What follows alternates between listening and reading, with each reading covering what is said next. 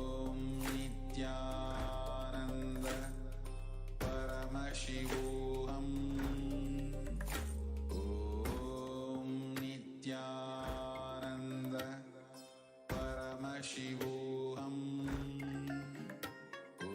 Om Nithyananda Paramashivoham. Om Nithyananda Paramashivoham. Om Nithyananda Paramashivoham. Om Nithyananda Paramashivoham. Om Nithyananda Paramashivoham. Om Nithyananda Paramashivoham. Om Nithyananda Paramashivoham. Om Nithyananda Paramashivoham. Om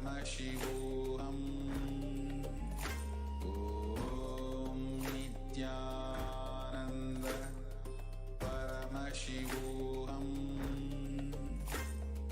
Om Nithyananda Paramashivoham.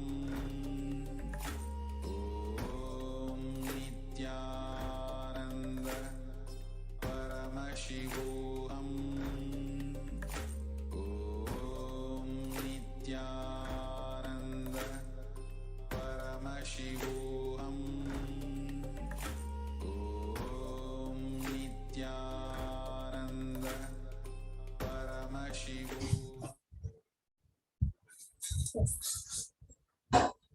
Welcome back. Now we just understood, each and every one of us, the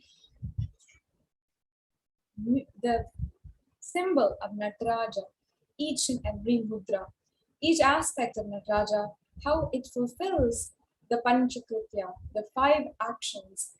And in just the cosmic dance, in the bliss of the existence itself, each and everything happens. That is the beauty of Nataraja, that he is representing, manifesting this whole universe, rejuvenating this whole universe, sustaining this whole universe, and pulling out of delusion and liberating this whole universe in the ultimate bliss, the cosmic dance. That is the significance, that is the ultimate principle of Nataraja, the bliss, the dance, and ultimately the Mukti Tattva, the liberating principle. Many of us all over the world can have the darshan today of Bhagavan Nataraja and simply connect in order to manifest that same existential bliss in every aspect of our life. Nataraja represents a very, very unique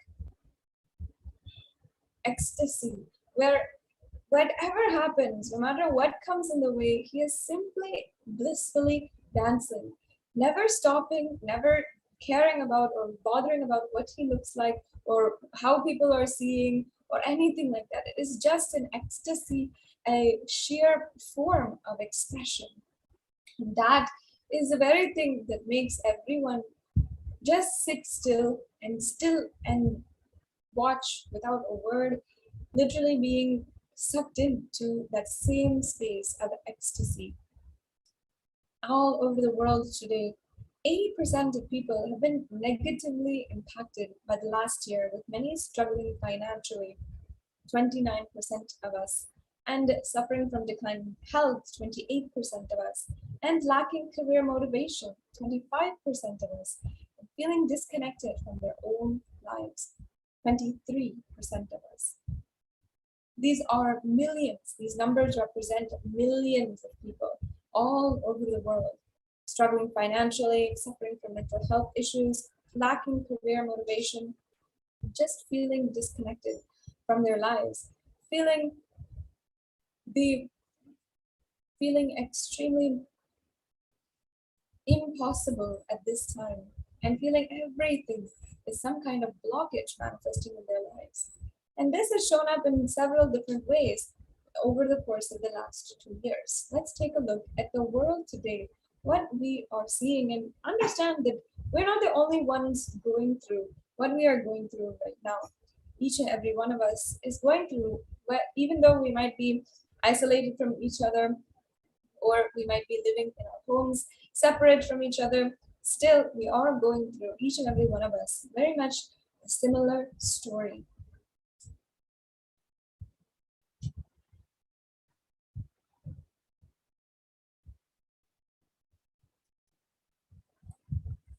Many of us are seeing how there's a difficulty in getting food and housing. There's over 1 in 3 children in the renter households who face food and housing hardships. And here you're seeing a graph of the children in households that don't get enough to eat, are not caught up on rent, or their owners are not caught up on rent. Both of these or either of these. And these are showing that 22% of children are not getting enough to eat, 25% is not caught up on rent, and 10% is poor. So we're seeing that this, just at this time, not having enough to eat even, and facing house hardships are also a part of where each and every one of us are struggling. And also, we're seeing a huge drop. Literally, you're able to see that from 158,000 jobs. Oops, sorry. So we're also seeing there's an inability to pay rent or mortgage. 1 in 6 renters not caught up on rent during the pandemic, with renters of color facing great hardship. So we can see here the share of adult buyers who are saying that households are not caught up on rent. And this is also shows the intersectional ways which the economic crisis and the COVID pandemic are meeting. We're also seeing here the total job losses from December 2007 to September 2021. And you can see a huge drop right in that 2-year period that we're facing now of the job losses that occurred in the last 1 year.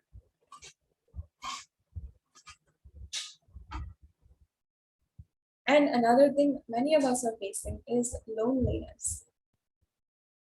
You're seeing here a graph of the amount people are feeling lonely in the United Kingdom.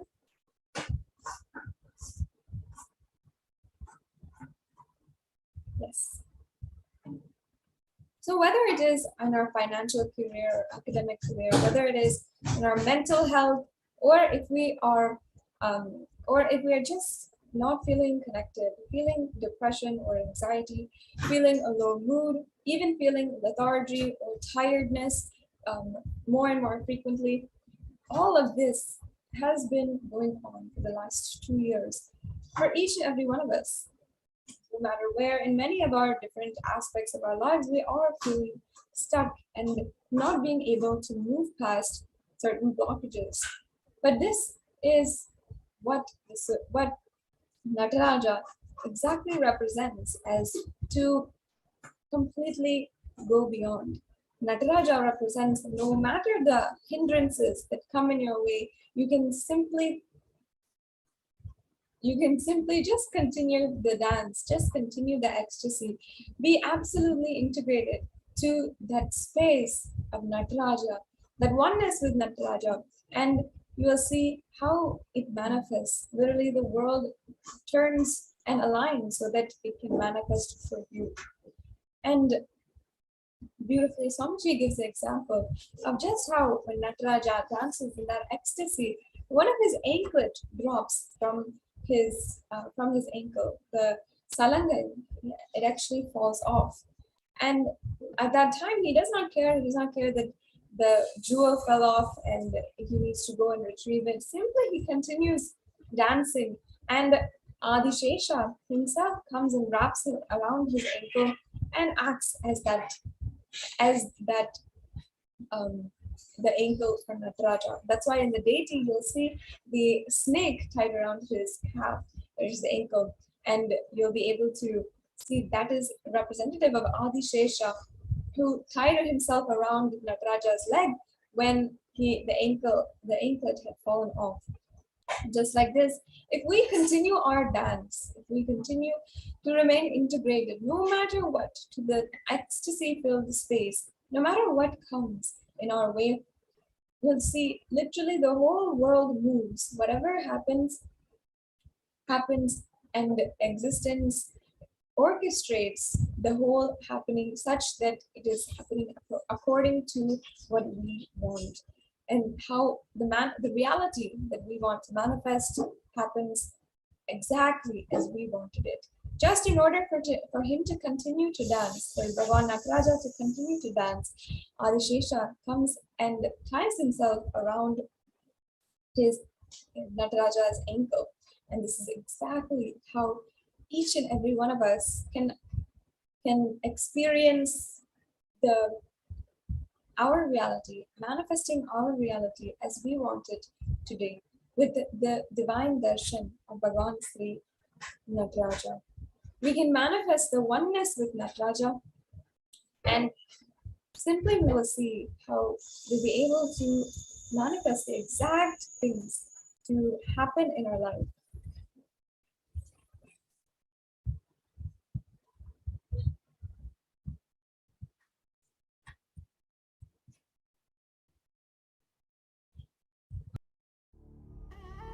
What I mean by the word Kailasa, listen intensely. Enlightenment ecosystem, literally enlightenment itself, in your own home, wherever you are. If you cannot come to Kailasa, it's okay. Kailasa can come to you. Kailasa coming to you is Kailasa.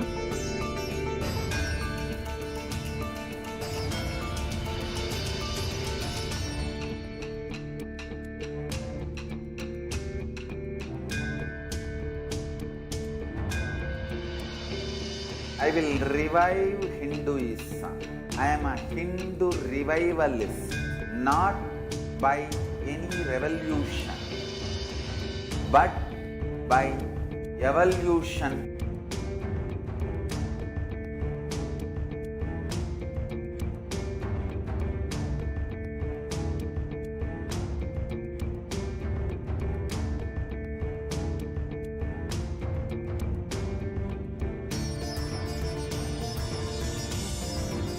And setting model communities.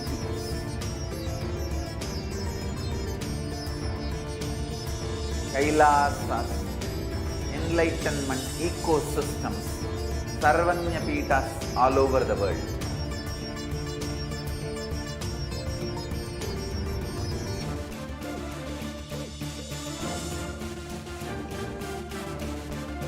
All powerful cognition, knowledge, only when you live, power manifestation and possibilities manifestation happens. This is a fundamental truth.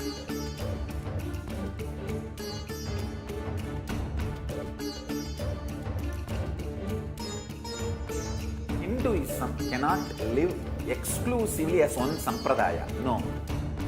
All sampradayas of Hinduism is an ecosystem.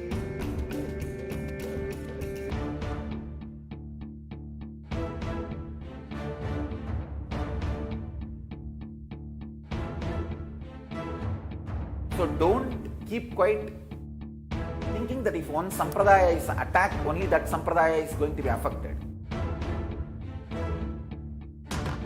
All of us are ecosystems.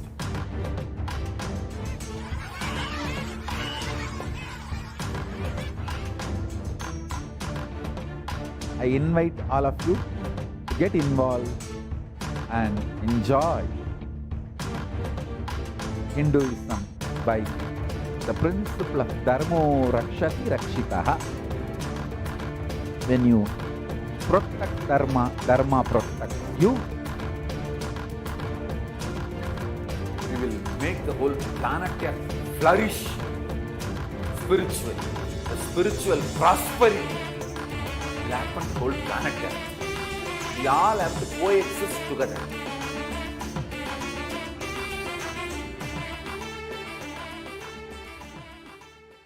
Just be alive for next 3 years. Don't die within next 3 years.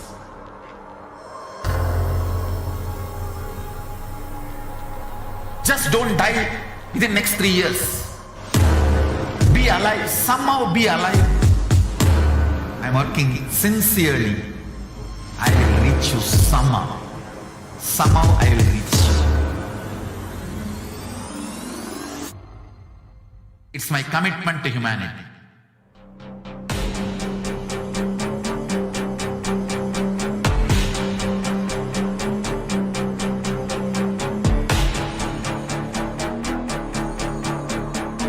Just don't die within next 3 years. I will reach you wherever you are, whichever corner of the world you may be. I will reach you with enlightenment. You manifesting the space, state, powers, being Paramashivoham. It is possible, and it is possible for you.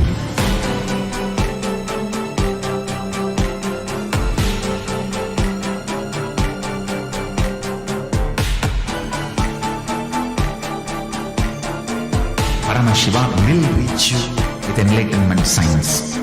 I know he is going to do the job.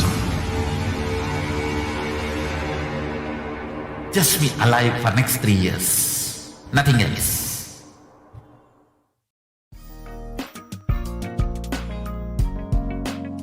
We get you health.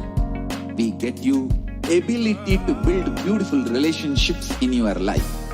We get you direct spiritual support, and we make sure you become wealthy.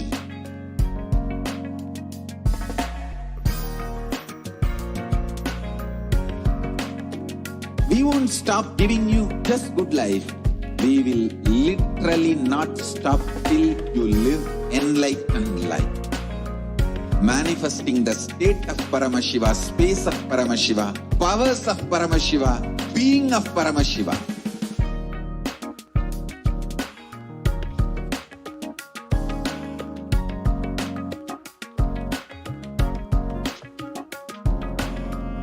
Whole world should become Kailasa'S. I want the whole world to know Hindus have something great to contribute to the world.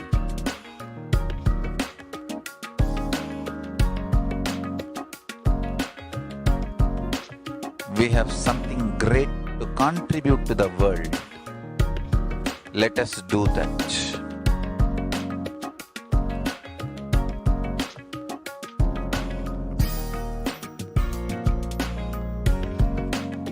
Kailasa is proper customized spiritual service helping you to identify your root patterns of suffering. We have perfected the science of helping every individual from every cultural, religious, nationality background.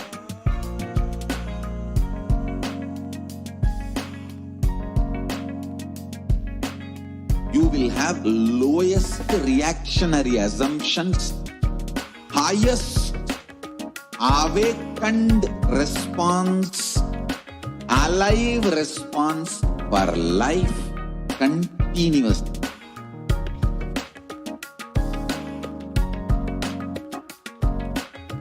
Kailasa is enlightenment ecosystem, literally enlightenment itself in your own home, wherever you are. Proper customized spiritual service helping you to complete with your life negativity. Withdrawal from life, self-hatred, self-denial, self-doubt, so much of tiredness, laziness, we can support you, aligning your diet, your attitude, your aptitude, your understanding about life. We can help you with everything.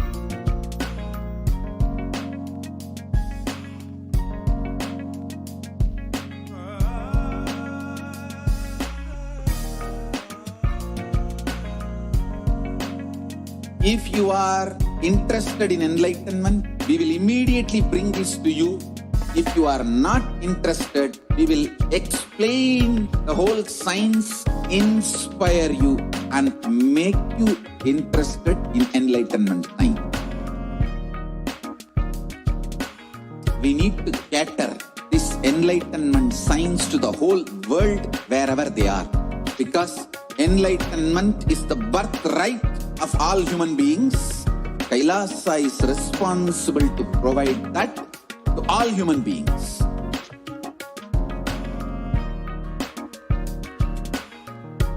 Kailasa is the totality of the knowledge I received from my gurus and practice manifested in my life, perfected by teaching millions of people from all cultures, time zones, backgrounds, genders, nationality, race, from every creed.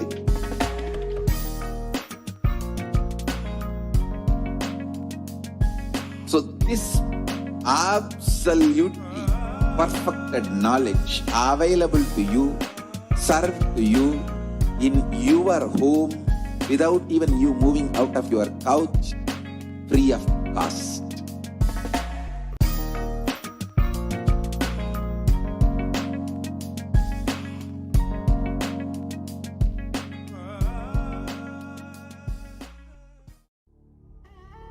What I mean by the word Kailasa, listen intensely. Enlightenment ecosystem, literally enlightenment itself, in your own home, wherever you are. If you cannot come to Kailasa, it's okay. Kailasa can come to you.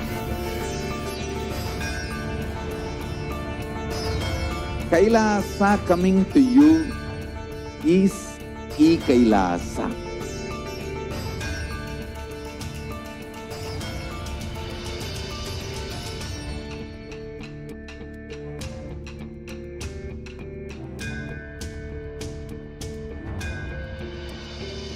I will revive Hinduism.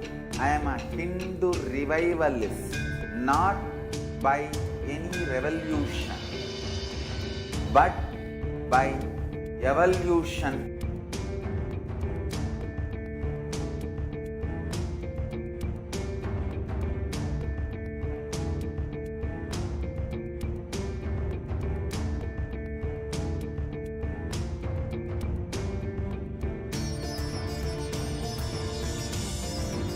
And setting model communities.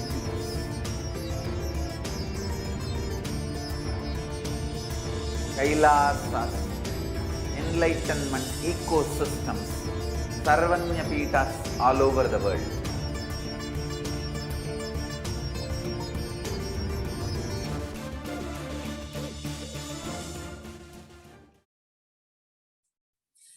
Nithyanandam, welcome back, dear viewers.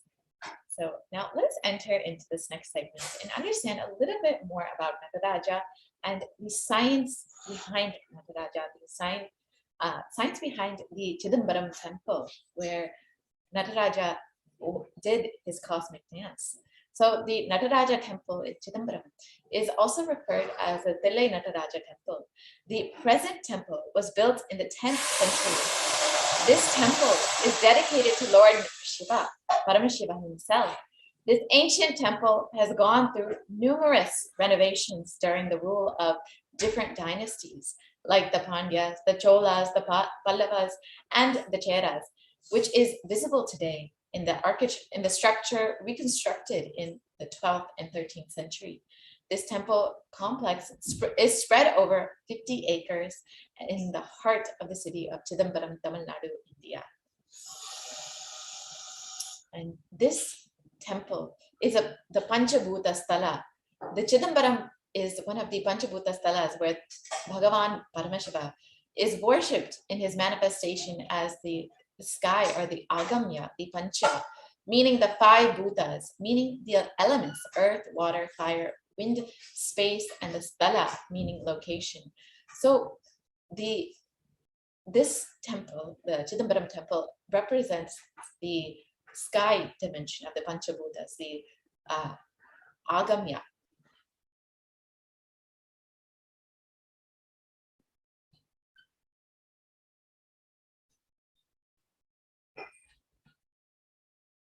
And in Chidambaram temple, a different form of Bhagavan Paramashiva is seen and inscribed on every single stone and pillar. It is built in about 106,000 square meters. So this is a massive temple, and it has many, many representations of Bhagavan Paramashiva. The temple roof is made out of 21,600 gold sheets, which denotes the 21,600 breaths taken by a human being every single day. So the calculation is about 15 breaths per minute times 15 breaths per every minute for 60 minutes, and multiply that times 24 hours. And these 21,600 gold sheets are fixed on the mana, the roof, and uses 72,000 gold nails, which denotes the total number of nadis, the nerves in the human body.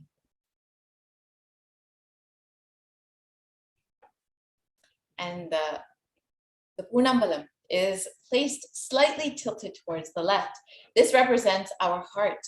To reach this, we need to climb 5 steps called the Panchakshara Padi. And these are the mantras here. And there are 4 pillars holding the Kanaka Sabha, representing the 4 Vedas.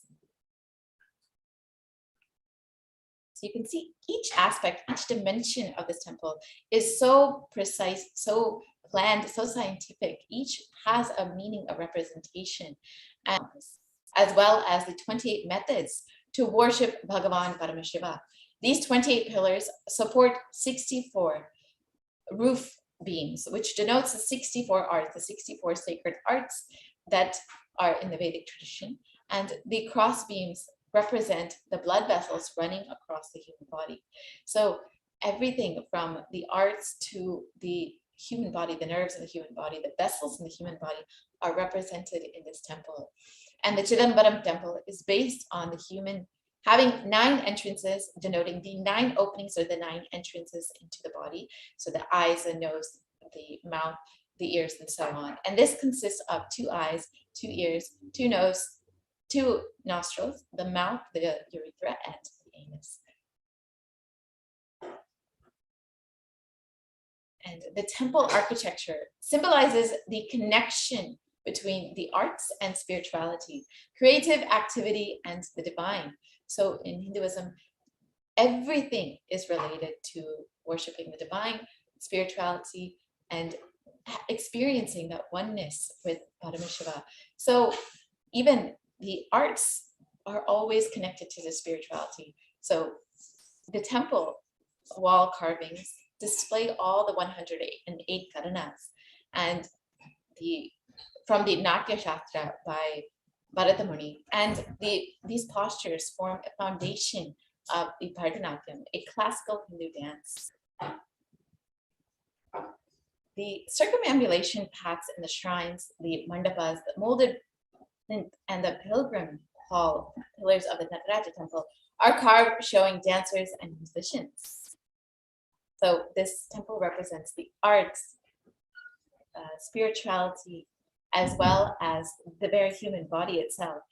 It has so many meanings and depictions, and it's extremely scientific. It's very precise and has each aspect is very precisely planned.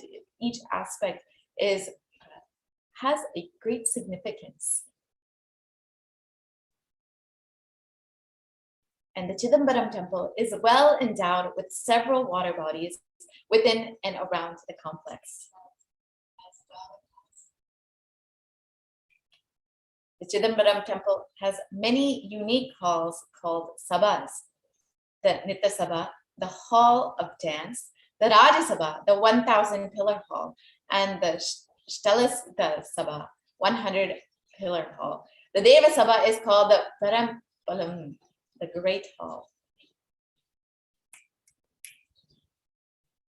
And let's look at some of the other architectural features of this temple. The temple has 5 courts.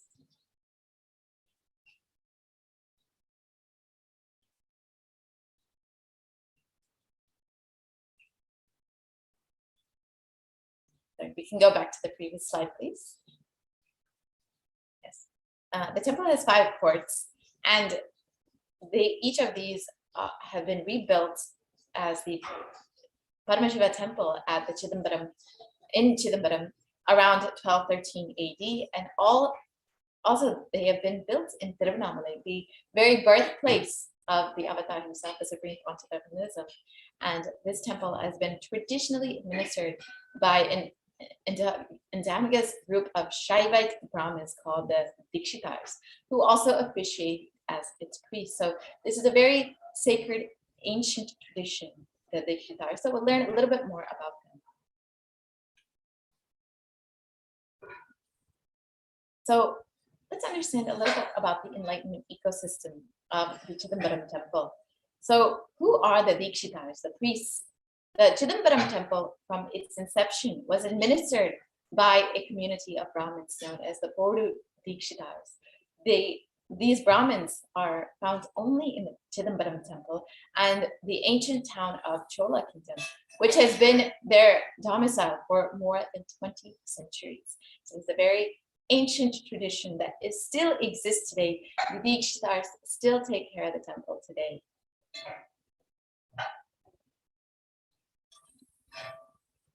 So now we're going to understand a little bit about how the Dikshitars have also been persecuted and how the government has tried to take over the temple. But fortunately, the Dikshitars have won the case in the Supreme Court itself. Article 26 of the Indian Constitution protects the religious and administrative rights of religious dominations or sections thereof. So fortunately, the Dikshitars were able to maintain control of the temple and still continue to administer the temple today. And for the Bodu Dikshitars, it was their second victory in the Supreme Court, ironically on the same issue, when the Madras government tried to take over the Chidambaram temple in 1951 through a notification. So unfortunately, this is not the first time that the Dikshitars have faced this kind of attack, but fortunately they were able to win, unlike many temples today. And the said notification was quashed by the Honorable Division Bench of the Madras High Court by a judgment dated on the 13th of December, 1951. And the Division Bench, the inter alia, observed, "We are satisfied that the order on which the notification was issued is without any foundation and proceeded on a total misconception of the facts."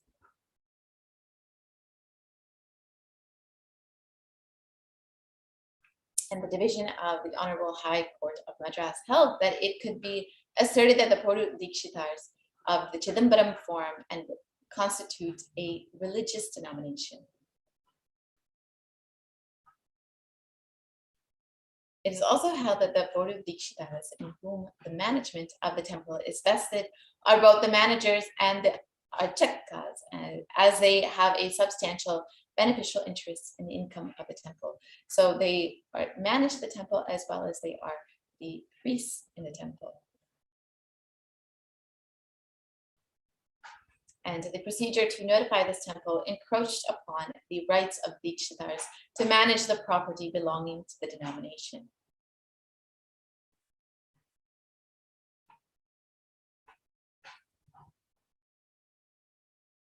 And the government appealed to the Supreme Court, challenging these and other findings, but a constitutional bench of the Supreme Court dismissed this appeal. Thus, the denominational nature of the Bodu Dikshitars and the Chidambaram temple was decided in favor of the Bodu Dikshitars. So this is one of the cases in which the community itself has won. Unfortunately, many times the temple communities have lost the rule over the temples, but in this case, the Bodu Dikshitars were able to continue managing and controlling the temple activities and properties. So now let's understand a little bit more about how Nataraja is considered one of the most scientific representations of the cosmos. The Nataraja statue, the certain Paramashiva statue in Geneva, represents the cosmos itself. CERN represents the, we can go back to the previous slide, please. The CERN represents 7,900 plus scientists from over 608 universities and 113 nations. So this is one of the largest scientific institutes in the world that studies cosmology. And on June 18, 2004, a Nataraja deity was installed in CERN, which is 2 meters tall and was made in India. This murti is located permanently between the building 39 and 40, close to the main building. The CERN European Center for Research in Physics and Particle Physics has established the 2-meter height Shiva statue, the Paramashiva statue of Nataraja, and the Indian government donated the murti as a relation with the CERN lab. The reason for establishing the state is mainly 2 simple reasons: spiritual and scientific. So let's understand a little bit about this. India is one of CERN's observer states, and it represents the multiculturalism with scientists across the globe. And Dr. Capra scientifically has connected the rhythmic pulsation of a subatomic particle with the cosmic dance of Bhagavan Paramashiva as Nataraja. And he asserts every subatomic particle that not only performs an energy dance, but also is an energy dance, a pulsating process of creation, destruction without ending. So the cosmic subatomic particle, the subatomic particle is represented by Nataraja, just as the cosmos is represented by Nataraja. So the Brahmanda and the Pindanda, Nataraja represents both.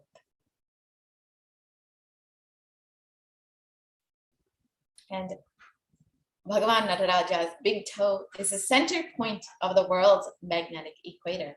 After 8 years of research and development, Western scientists have proven that at Lord Nataraja's big toe is the center point of the world's magnetic equator. And this is speaking of the Nataraja in Chidambaram. And the great Siddhar Tirumular has proved his 5,000 years, has proven this 5,000 years ago.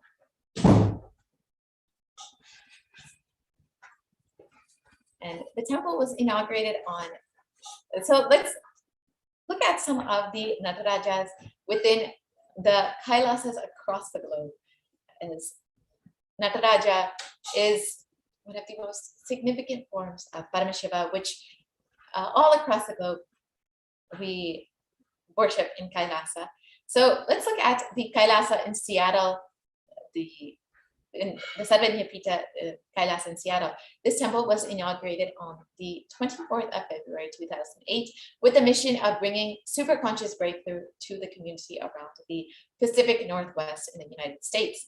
And this temple is home to the world's largest Nataraja, the world's largest Nataraja outside of India. And this is also the world's largest Nataraja in the Panchalokas, the 5 metals, and stands 12 feet tall and holds the divine temple, the space, the Chidambaram of the Ananda Nataraja, the dancing Shiva.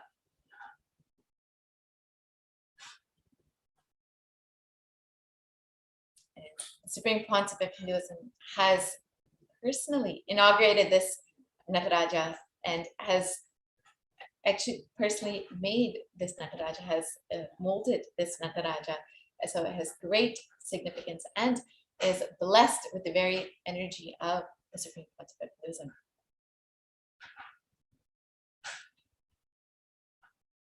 And the Supreme Pontiff of Hinduism has described, if you are connected to any one of our temples, all of our temples, temple deities are infused with the intense oneness energy, especially the Nataraja in Seattle.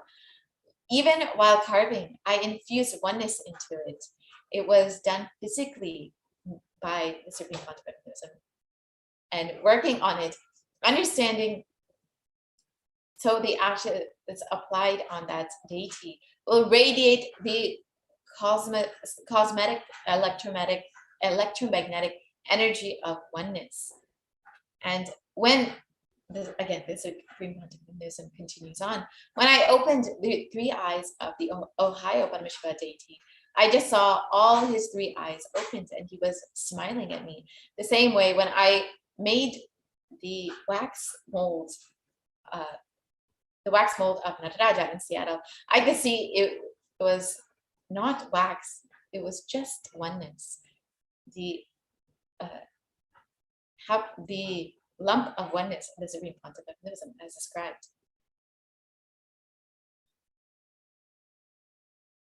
And the Supreme Pontiff of Hinduism continues on. Understand all of our temple deities are radiating this electromagnetic energy of oneness.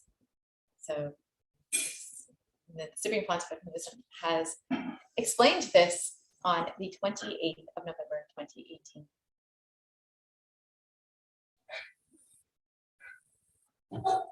Yes, so now we'll be entering into the next segment, understanding the Mukti Tattva of Nataraja. So we'll be right back after a very short break.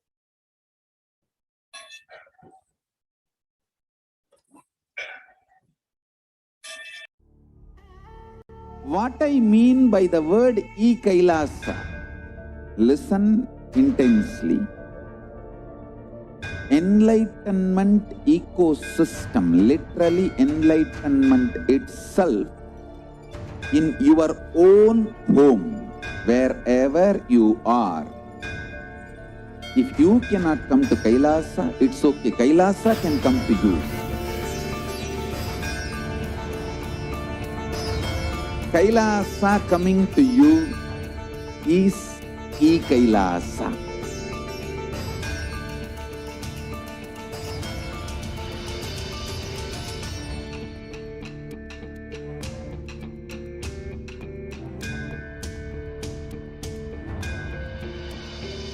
I will revive Hinduism.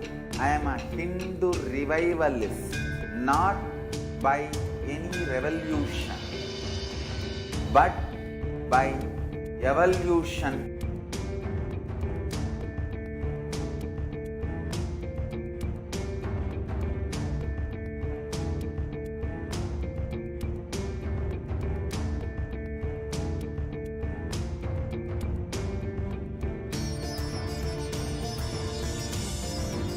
And setting model communities.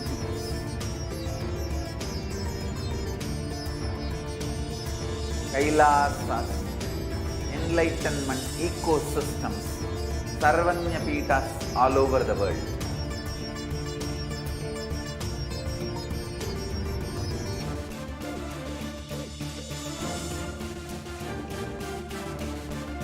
All powerful cognition, knowledge, only when you live, power manifestation and possibilities manifestation happens. This is a fundamental truth.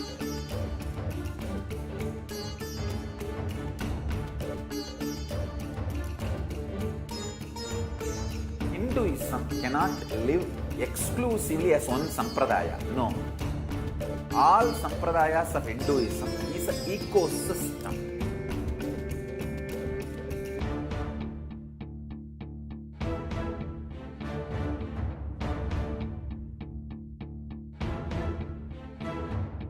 So don't keep quiet thinking that if one sampradaya is attacked, only that sampradaya is going to be affected. All of us are ecosystem.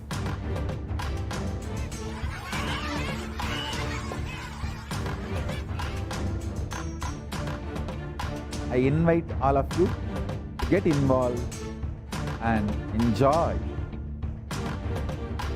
Hinduism by the principle of Dharmo Rakshati Rakshitaha. When you protect Dharma, Dharma protects you. We will make the whole planet flourish spiritually. The spiritual prosperity will happen to the whole planet. We all have to coexist together.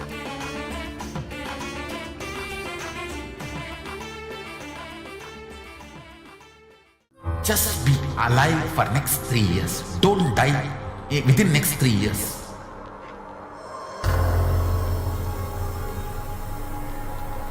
Just don't die within next 3 years. Be alive. Somehow be alive. I'm working sincerely. I will reach you somehow. Somehow I will reach you. It's my commitment to humanity.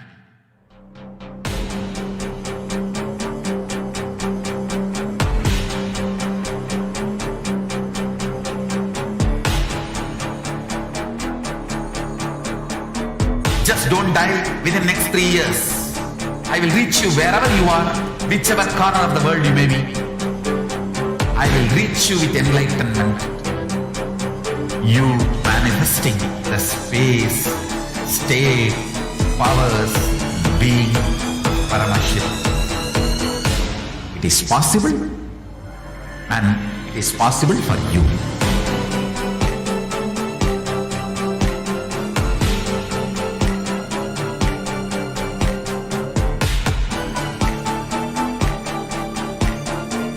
Paramashiva will reach you with enlightenment science. I know he is going to do the job. Just be alive for next 3 years. Nothing else.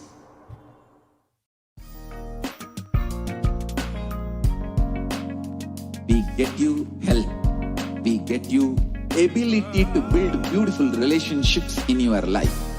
We get you direct spiritual support, and we make sure you become wealthy.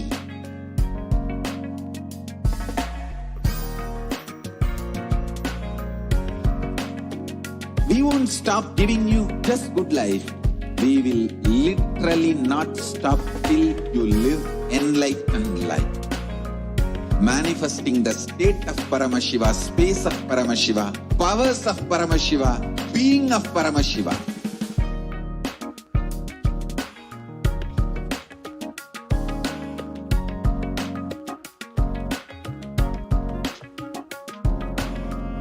Whole world should become Kailasa'S. I want the whole world to know Hindus have something great to contribute to the world.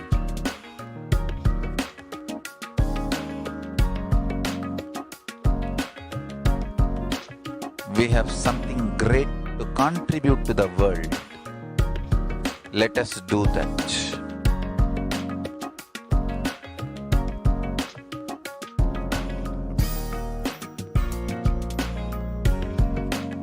Kailasa is proper customized spiritual service helping you to identify your root patterns of suffering.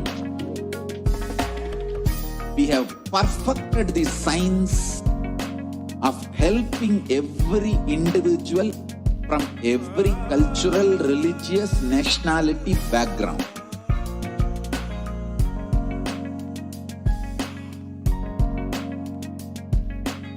You will have lowest reactionary assumptions, highest awakened response, alive response for life continuously.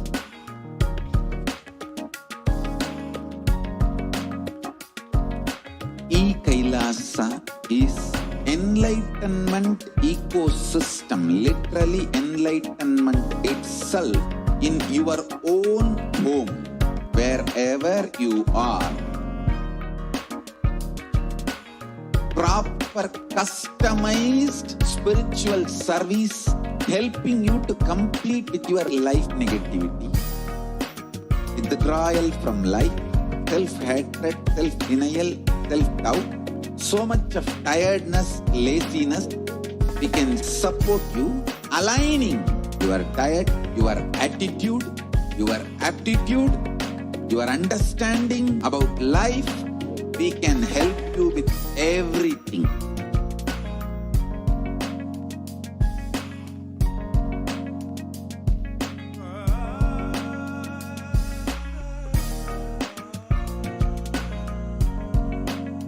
If you are interested in enlightenment, we will immediately bring this to you. If you are not interested, we will explain the whole science, inspire you and make you interested in enlightenment science. We need to cater this enlightenment science to the whole world wherever they are, because enlightenment is the birthright of all human beings. Kailasa is responsible to provide that to all human beings.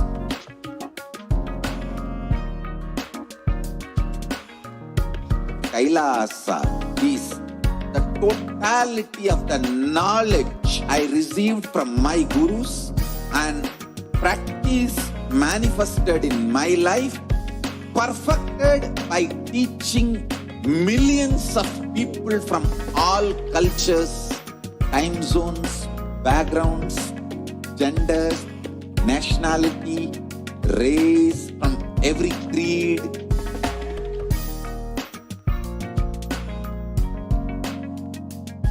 So this absolutely perfected knowledge available to you, served to you in your home, without even you moving out of your couch, free of cost.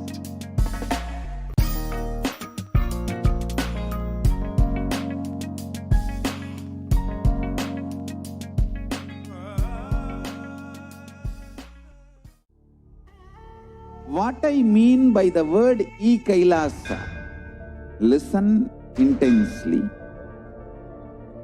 Enlightenment ecosystem, literally enlightenment itself in your own home, wherever you are. If you cannot come to Kailasa, it's okay. Kailasa can come to you. Kailasa coming to you is Kailasa.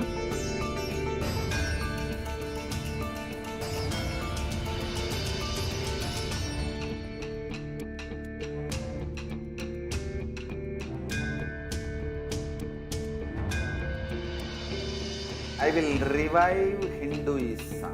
I am a Hindu revivalist, not by any revolution, but by evolution.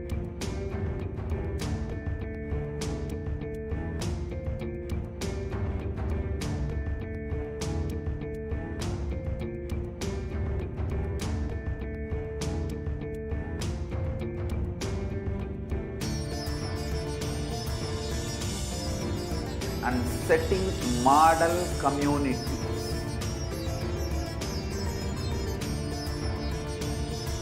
Kailasa'S, enlightenment ecosystems, Sarvanya Pitas all over the world.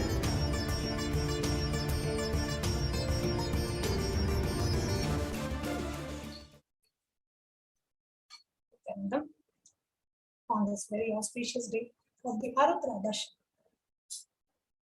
We will be continuing with the rest of the segments of this program on this extremely significant day.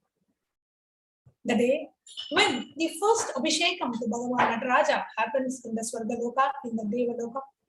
We have Bhagavan Nataraja himself coming and blessing us in the Nija Avatara of the Supreme Pontiff of Hinduism. I don't know what punya we have all done to have the Arudra Darshana of Bhagavan Nataraja, the Pratyaksha Darshana of Bhagavan Nataraja on this very auspicious day.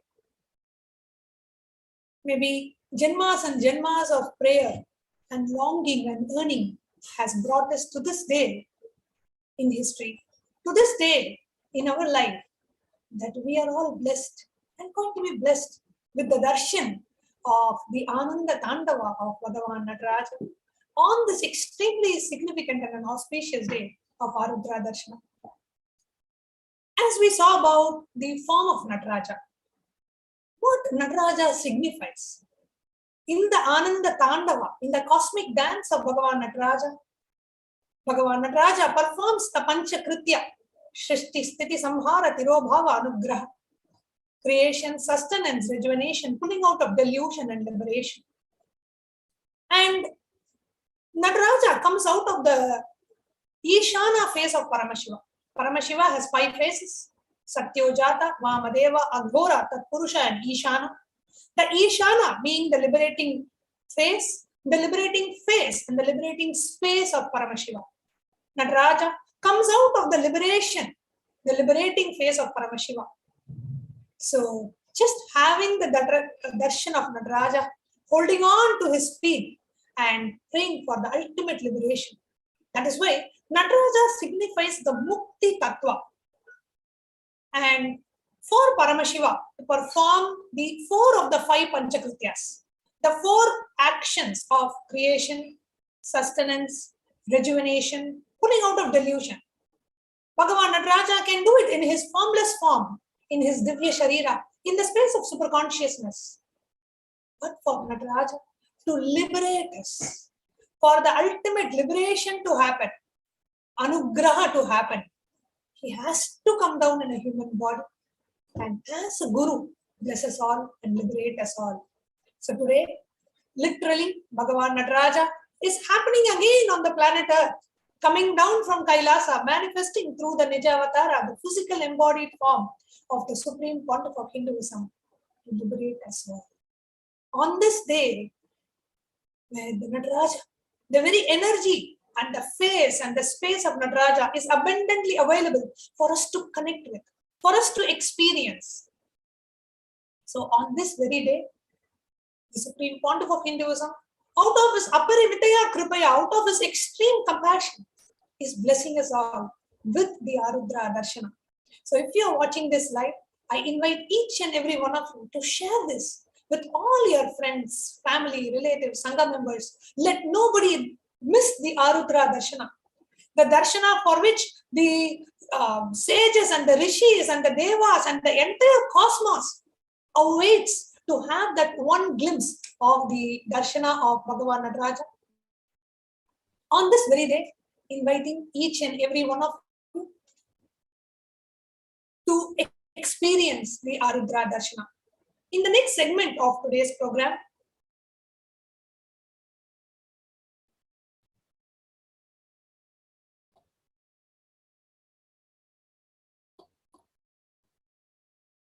we are going to be sharing with you about what does Nataraja signify. We can just go back to the previous slide. The Mukti Tattva of Nataraja. What does Nataraja signify? Nataraja, Bhagavan Nataraja, signifies the Mukti Tattva, the liberating principle. His very form liberates. What can we learn from Bhagavan Nataraja? What is the powerful cognition? When we have the darshan of Nataraja, Bhagavan Nataraja today, what can we learn? What does he signify? That is what we are going to see in this segment. And just this one segment can liberate us. Just understanding the tattva, the Mukti Tattva of Bhagavan Nataraja, you can experience the liberation. And ultimately comes Bhagavan Nataraja himself to liberate us all. Just having this click, having this shift in your inner space, just imbibing this powerful cognition. And if you really look into your life and understand and apply this powerful cognition and just sit for the darshan, this powerful cognition that we are learning intellectually becomes a part of our biomemory, muscle memory, and bioenergy. And you start manifesting, literally doing the Ananda Tandava, just like Bhagavan Nataraja in our lives as well. So now we are going to be understanding the Mukti Tattva of Bhagavan Nataraja. Now let us understand what is Jnana Pada. Jnana Pada means just by knowledge you are liberated. No rules are given, no practices are given, no techniques are given. It is literally an enlightenment for couch potatoes, because just by listening, you don't have to do anything. Just by listening, you get liberated. So no methodology, no technique, no practice. Just listen and be liberated. So just by listening to the truths, you are liberated. That is Jnana Pada.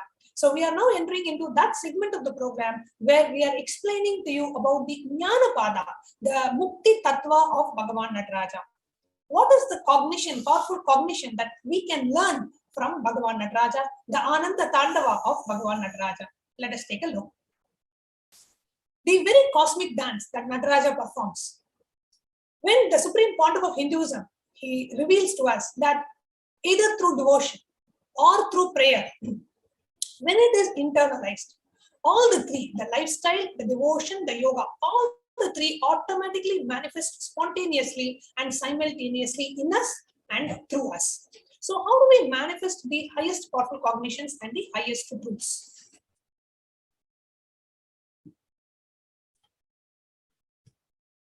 What is the principle for which Bhagavan Nataraja stands for, and what can we learn by looking at the cosmic dance of Bhagavan Nataraja?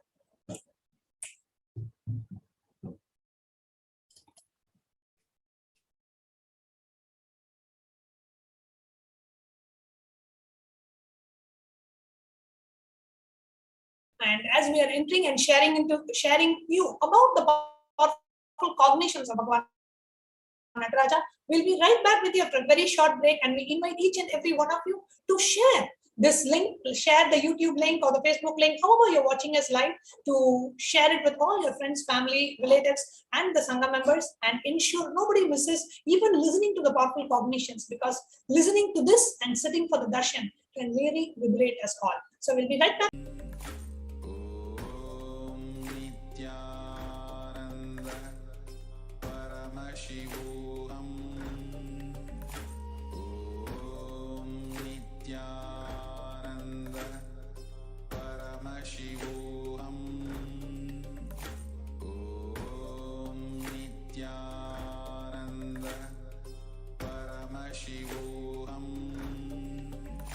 Om Nithyananda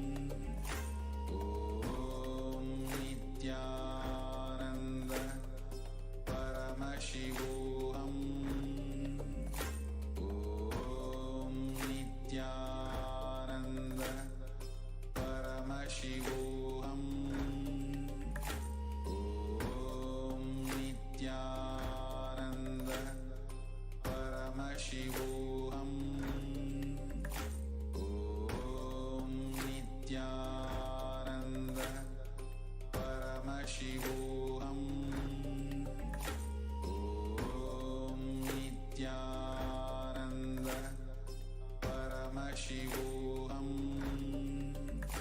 Om Nithyananda Paramashivoham. Om Nithyananda Paramashivoham. Om Nithyananda Paramashivoham. Om Nithyananda Paramashivoham. Om Nithyananda Paramashivoham. Om Nithyananda Paramashivoham. Om Nithyananda Paramashivoham. Om Nithyananda Paramashivoham. Om Nithyananda Paramashivoham. Om Nithyananda. Nithyanandam, and welcome back, dear viewers. So, understanding about the Jnanapada.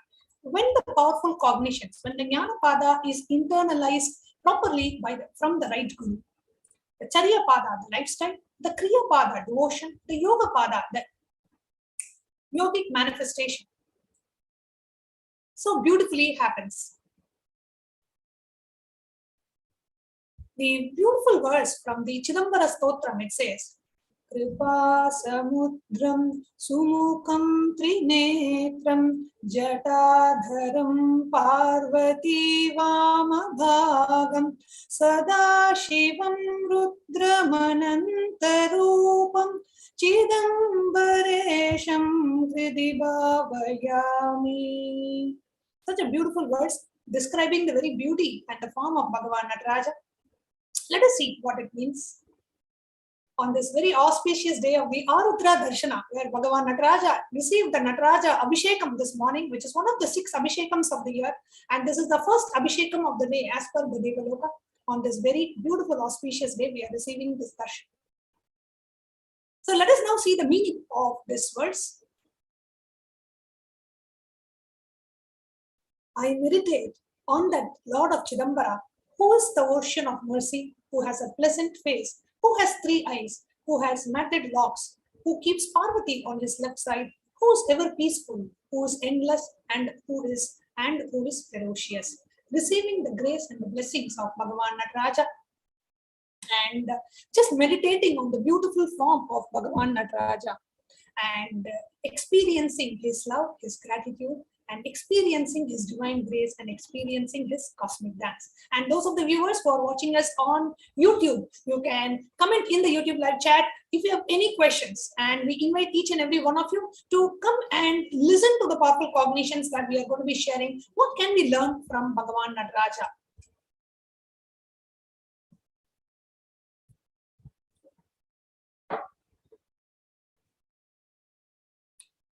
Following the Supreme Pontiff of Hinduism beautifully reveals the whole happening of the Ananda Tandava, the bliss dance of Bhagavan Nataraja.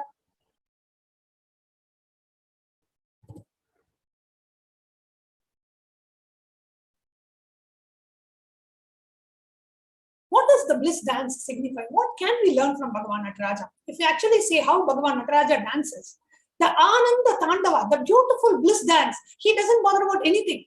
And the Nataraja, Bhagavan Nataraja, manifests from the Ishana face and the space of Paramashiva. Here we need to understand all the other 4, which is the Satyojata, Vamadeva, Tatpurusha, and Aghora. And all these 4 have only the face, which is Phase, and the face of Paramashiva. However, the Ishana, the Chidambara, the Nataraja, Bhagavan, manifests from the face and the space of Paramashiva, because he represents the very space element. Like how there are various forms of Bhagavan Paramashiva, and each of these forms, for example, Arunachala, he represents the fire element. Like that, Bhagavan Nataraja represents the Chidambara, the space element of the cosmos. So what does Bhagavan Nataraja signify?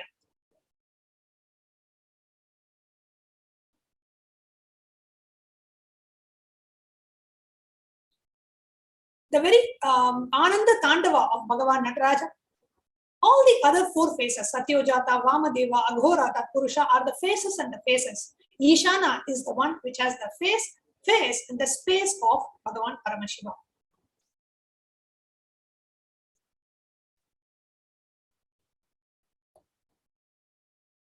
Chidambara, that Paramashiva manifests from the Ishana space, is the liberating principle, the Mukti Tattva, the cosmic dance. The Mukti Tattva of Nataraja is the ultimate liberating principle. Let us now learn what is the Mukti Tattva after a very short break.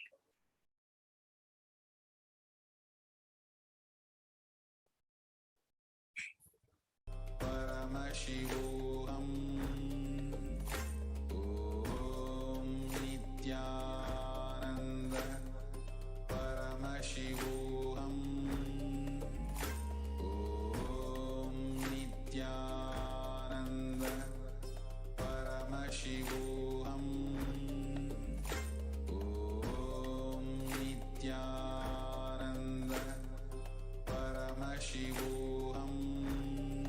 Paramashivoham. Om Nithyananda Paramashivoham.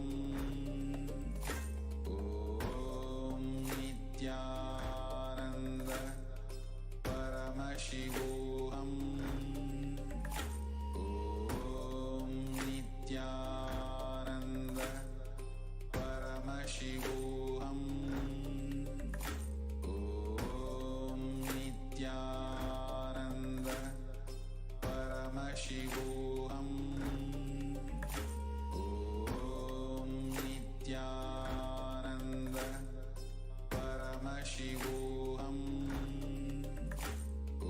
Om Nithyananda Paramashivoham. Om Nithyananda Paramashivoham. Om Nithyananda Paramashivoham. Om Nithyananda Paramashivoham.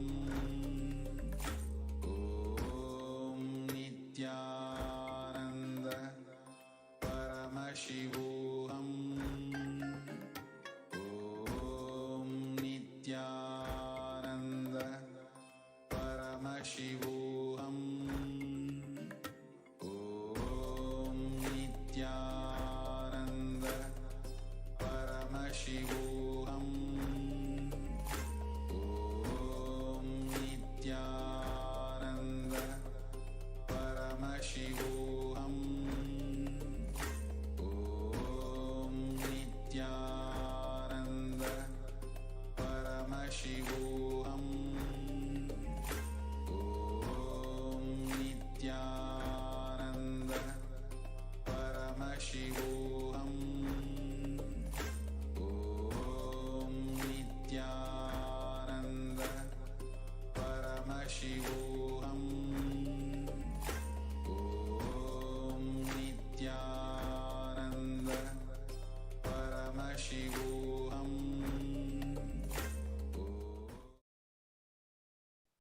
Welcome back.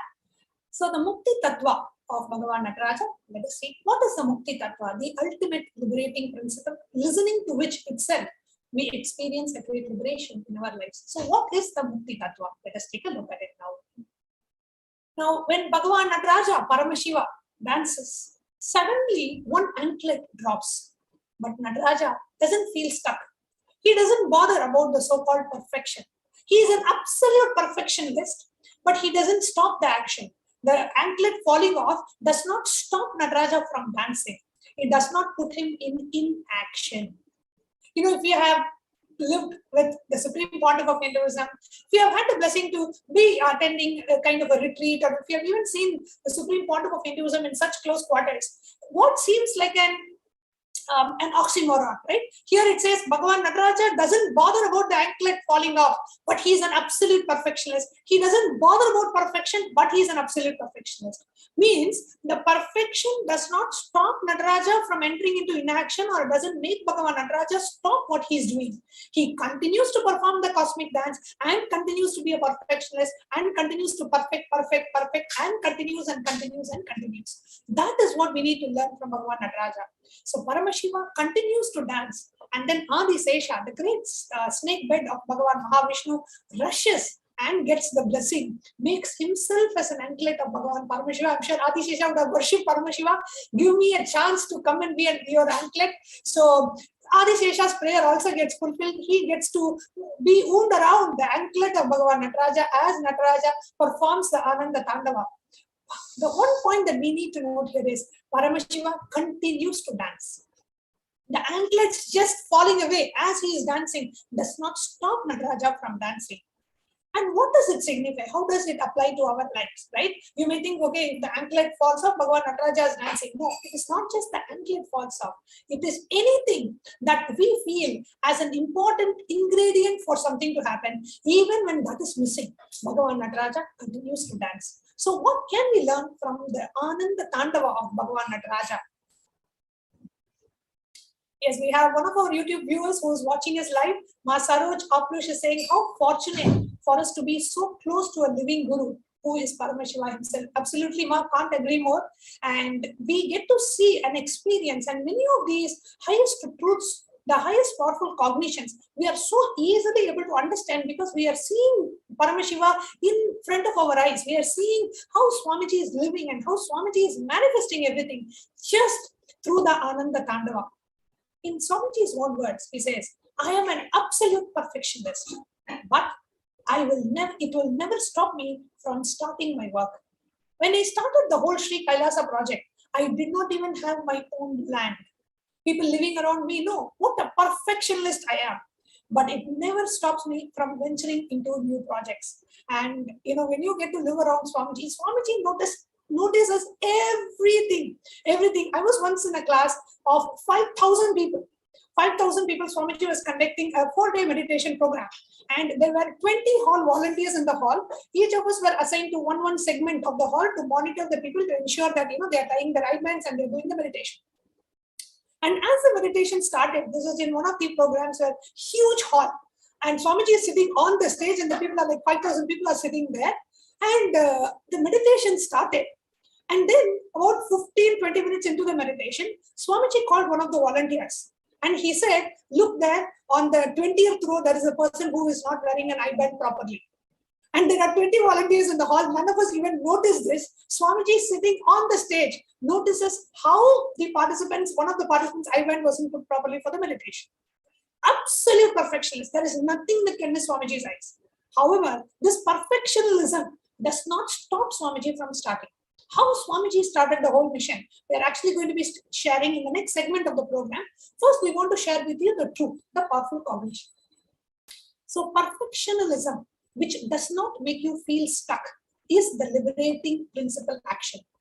And as you're watching this, and all our viewers, I'm sure many of you have spent so much time with Swamiji, have attended retreats with Swamiji. What aspect of Swamiji that you relate with when Swamiji says, but I am absolute perfectionist, but it does not stop me from taking action? You can comment in the YouTube live chat what aspect of Swamiji that you really relate with in this regard. Any particular incident that you noticed, you can comment in the YouTube live chat. One cannot see something more perfect than Paramashiva's Tandava. But when the anklet falls, he doesn't wait, he continues. The Supreme Pontiff powerfully explains to us, feeling stuck is the only sin in life, as Cosmos does not feel stuck, and that Cosmos manifests the state of perfectionism because its nature is not to be stuck, rather expanding and growing.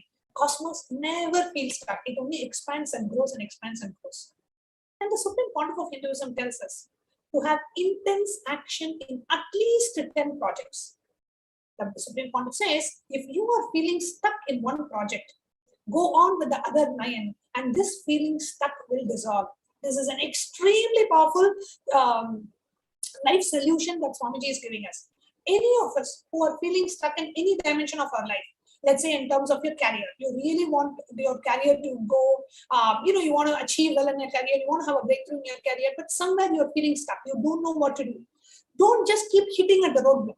Take on 10 other projects and keep moving something. Anything that you do, doesn't matter. It can be, okay, you are volunteering for Paramashivoham, or you are, going to the nearby temple and volunteering in the temple, or you are, teaching to your children and you are doing some project with your children, or you are cooking in your house. Take on 10 other things, any 10 other things. When you do those things, automatically you will feel unstuck. So when you feel stuck in certain aspect, don't stop. Many of us feel frustrated. Many of us feel powerless. Many of us feel things are not in my hands. Many of us feel there are so many people who are interfering in my life and stopping me from doing what I'm doing. And so I'm not able to achieve what I want to achieve. Understand, when you feel stuck, even in that aspect, and you're not able to progress further, just don't stop. Take on 10 other aspects, 10 other projects, and continue to do it. Bhagavan Paramashiva so beautifully, our Supreme Pontiff reveals, its perfection is because the cosmos perfection is because it doesn't get stuck. Stop feeling stuck. If you are feeling stuck, intensify the dance, the feeling stuck will disappear. Oh my God, every line that is revealed, you can literally see how Swamiji is living this principle day in and day out. And especially as a sannyasi of the sovereign order of Kailasa, and after living around the Supreme Pontiff for 10 plus years, that is one thing that you will see. Continuously multiple projects. Swamiji will just take on and more and more projects, and continuously being active. And at one day, Swamiji would at least made like 1,000 decisions in 100 different projects, giving visions to people and grooming the Bala sense in terms of sacred arts, in terms of temple, in terms of Gurukul, in terms of the training the sannyasis, in terms of going and teaching Alankaram to the temple team, whether it is construction in every aspect. Now Kailasa, in each and every aspect, the way Swamiji gets involved and the way Swamiji might, and how Swamiji starts. We may not have anything. Actually, when you see the first, recorded public discourse of Swamiji or the public program of Swamiji, Swamiji will not even have a simhasan. There is no mic, there is nothing. But Swamiji would be teaching. People would be sitting. Swamiji doesn't wait for perfection. He doesn't wait for a camera and lights and a simhasan and the hall. No, wherever he is, he teaches. And that is how Swamiji has built the whole Kailasa. Today we have Kailasa as the Hindu nation. Swamiji single-handedly has revived the Hindu nation just through the cosmic dance, just by not stopping and just by continuously intense action and not getting stuck, feeling stuck. See, there are two things. One is you feel you're stuck. Second is you actually stop and you actually are stuck. So whenever you slow down the dance, slow down your action, whenever you reduce and, okay, just too much, I'm just feeling overwhelmed, I just need a break. And the so-called break you take, the feeling stuck will actually become stuck, and it is dangerous. Feeling stuck is delusion, being stuck is dangerous. So whenever you feel it is just too much, I feel too overwhelmed, it's just too overwhelming for me, I'm not able to handle it, this is just too much. This very thought current, which makes you feel stuck, puts you in delusion, and it actually makes you stop and reduce the pace of your action, and that is death. Whenever you slow down, you are going in a life negative direction. The Supreme Pontiff says, what is intensity? Intensity is the ability to hold higher visualizations, ability to intensely feel this truth, ability to intensely integrate your being. I want to do this. Do everything aligned to the goal that you have instead of feeling distracted here and there. This is what I want. Integrate your whole being. Let there not be components of you which do not align to this mission. Let there not be some component which rewards, which resists, which doesn't want to do. Integrate all parts of the being. This is what I want, and this is what I'm going to do to achieve this. So intensity is being able to intensely integrate all components of you. We have one of our YouTube viewers who has commented spiritual solutions and saying, oh my God, thank you, Ma. I was waiting for this answer actually. Actually, what Nataraja signifies, every one of us, as I was reading through today's, the program content, even I felt, oh my God, this is an answer every one of us need. And Swamiji is first giving us the jnana, the powerful truth, and coming us and making this jnana as prajnana, making it as powers and powerful cognitions in our being so that we can manifest this as a reality in our life. Devika Ranima from Malaysia is saying, Swamiji's will, persistence and continuity is amazing. His satsangs are very inspiring and mind-blowing. Okay, so Andreas is saying, in what satsang Swamiji said this? We'll be sharing the satsang. This is actually Swamiji shared in the year 2020. The Ananda Tandava, when Swamiji is speaking about the bliss dance of Bhagavan Nataraja. And today's program we have designed from that specific satsang. Yes, we can go to the next slide. It's a very, very, very beautiful cognition. If all of us just imbibe this one cognition, that is enough, we'll be liberated. Just this one cognition, the Mukti Tattva, I will not feel stuck no matter what. Just this one cognition is enough. This can literally liberate us from all the problems. Whatever problem you may feel, okay, my boss is not cooperating, my boss is stopping my promotion, and my relationship is not going well, my career is going down, my health is going down, I don't have enough wealth to do what I want, I feel stuck everywhere, the only thing I feel is feeling stuck, I don't know what else to feel. Even wherever you are, today the message, a very clear message from Bhagavan Nataraja, manifesting through the supreme part of Hinduism, don't feel stuck. Intensely do action. If you feel stuck in one aspect, one project, take 10 other projects, 10 other things and continue the action. And here, Bhagavan, the Supreme Pontiff reveals the ability to stand for what you believe and break free from the past method of function is intensity. The past attitude, the past functioning, the past way of functioning. Previously, let's say, for example, you really work hard and you really wanted to get a promotion, you really worked hard and you know that nobody has put an effort more than you and you were very successfully delivered much more than what you committed to your manager, but your manager chose to give promotion to somebody else. You have two options. Typically, the way we do is, what is the use? Even if I work, I'm not going to get promotion. Who cares? I think better let me spend more time with my children than work like this useless company, useless boss. Why should I work? If it reduces your action, then you are moving towards a life negative direction. How the Supreme Pontiff will respond? Intensify your action. Intensify. How much more I can contribute? How much more I can do? How much more I can do? Take on 10 more projects. Because when you intensely do, you expand. Why would you allow your boss to shrink you? Continuously expanding. Yes. The ability to break away from the past way of functioning and live in a new way is what the Supreme Pontiff calls as intensity.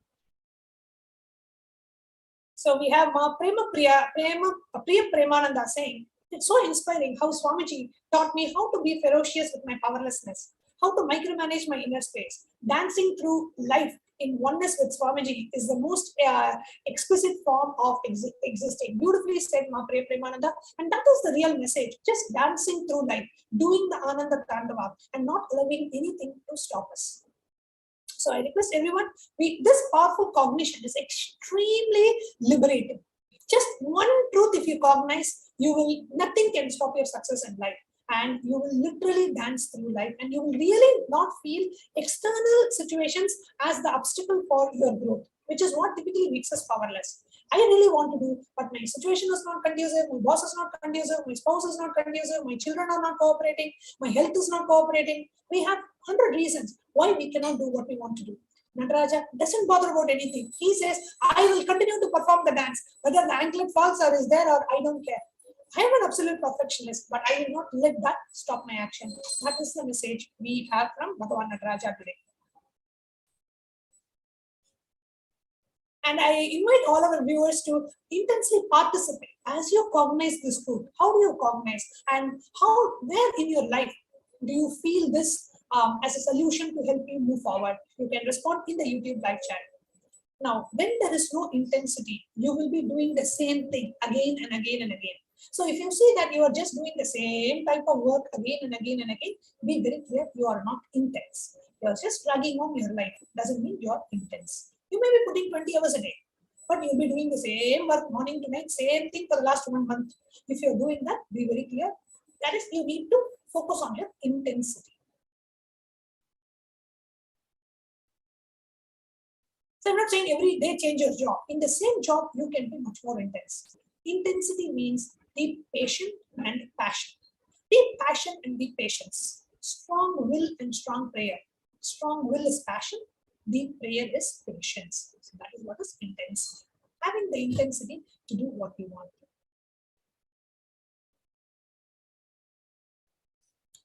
The moment, yes, this is another very important truth. Please listen. The moment you start thinking about productivity, you are stuck. In Swamiji's own words, he says, Swamiji reveals, it's not that I don't think about productivity, but my perfectionism about productivity never stops me from doing. The very example I gave, you really want to experience, like you want to be productive and you want to grow up in your career and move forward in your career path quickly.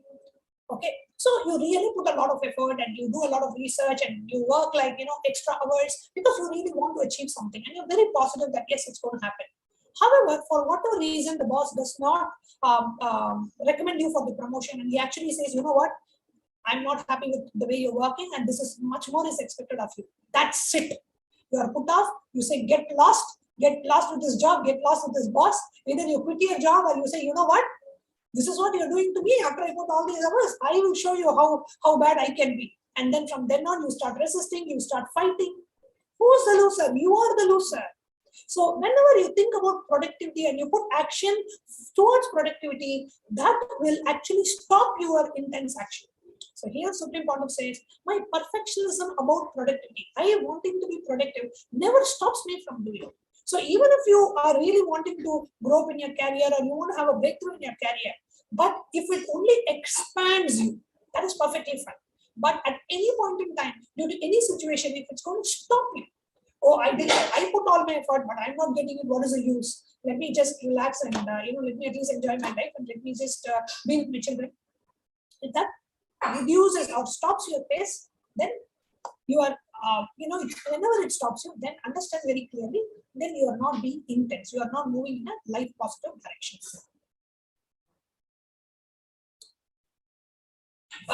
And that is the main message. The Supreme Pontiff blesses us saying, be Nithya, eternal. Continue to dance. Nothing is a wrong decision. If your whole life is seen together, other than the feeling of being stuck or being stuck itself, as long as you are flowing, nothing is a wrong decision. That is the beauty of life. So very, very, very important. Here, Swamiji gives a very bold statement here, a very broad and a bold statement. Swamiji says, nothing is a wrong decision. If your whole life is seen together, other than the feeling of being stuck, nothing is wrong. As long as we are flowing, nothing is a wrong decision. That is the beauty of life. So here, if you just look back into your life, many of us beat ourselves up. Oh God, I did this wrong decision in my life and that messed my life up so much. I did this, I did that, I made this decision. I should not have thought about this. Yes, here Swamiji says, nothing is a wrong decision as long as you do not feel stuck. So here, the thing that you need to focus on is, let me not feel stuck. Yes, I did what I did. Let me learn, let me move on. Let nothing in your life stop you from being stuck. Let nothing in your life make you feel stuck about yourself.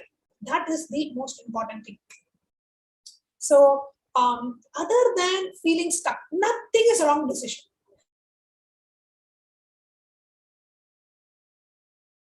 Nothing is a bad decision in your life other than being stuck.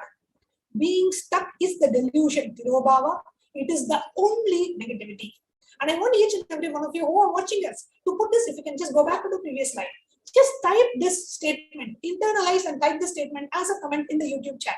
Just this one line that the Supreme Pontiff says, if we can just go back to the previous slide. Just that one truth.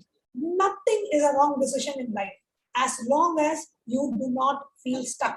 Feeling stuck is Tirobhava, delusion, that is the only negativity. I request every one of you to just type this as a comment in the YouTube chat. Just go back, Ma. If you can just go back to the 2 slides before, please. Yes, previous slide. Previous slide, please. The previous slide. Yes, thank you. So nothing is a bad decision. Just type this as a comment in the YouTube chat because I want each of us to internalize this powerful cognition. Nothing is a bad decision in your life other than being stuck. Being stuck is the only negativity. So please type this as a comment in the YouTube chat or in the Facebook chat, whichever platform that you're watching us, just type this online as you internalize. Yes, Bhakti Vazia has typed, nothing is a wrong decision in life other than being stuck. Just go back to the previous slide once, please. And we are going to be pausing in that slide for every one of you to just comment in the YouTube comments. As you are listening to this, be very clear. You are not going to beat yourself up saying, oh God, I messed this up. I made this very bad decision in my life. I'm suffering the repercussions of it. I don't think I can ever come out of it. No. As long as you don't feel stuck, nothing is a wrong decision in life. So just take a moment and type this as a comment in the YouTube chat. Nothing is a wrong decision in life other than being stuck. Yes.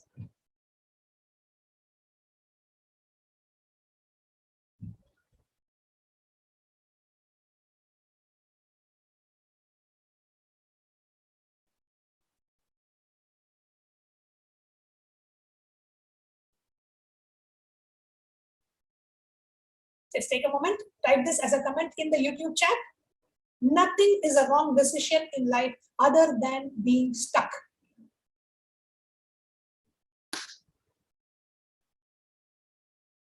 Okay, so we have one of our YouTube viewers asking, so if I eat all bad junk food, is it not a bad decision? Here, understand and realize the message is nothing is a bad decision other than being stuck. So if you're just stuck and you're not changing the decision and you're just stuck in that mental setup, of course it's going to affect your health and that is going to impact you. But you do not, when you say a bad decision, when you feel, yes, for you, the question that you're asking, you feel eating junk food is a good decision, so why should I change? So as long as you don't feel it's a bad decision, here this situation doesn't apply. But if you feel it's a bad decision, then the only thing that you need to do is not feel stuck that I made the bad decision, move on. Continue on in your life. Do intense action. Continue. Don't feel stuck because you made a wrong decision. I hope that answers your question. Nothing is wrong. This one powerful cognition can liberate us from every guilt that we have. Because many of us beat ourselves, criticize ourselves, or feel powerless in the face of the decisions that we have done in the past or things that have impacted our lives. Here, Swamiji, the Bhagavan Nataraja, in the manifestation of the Supreme Pontiff of Hinduism, completely liberating us. Nothing is a bad decision in our life as long as other than being stuck. So now we are going to enter into a very important internalizing exercise. We can move to the next slide.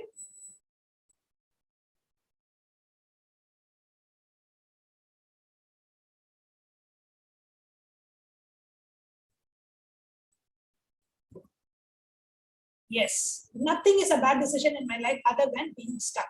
Next slide, please.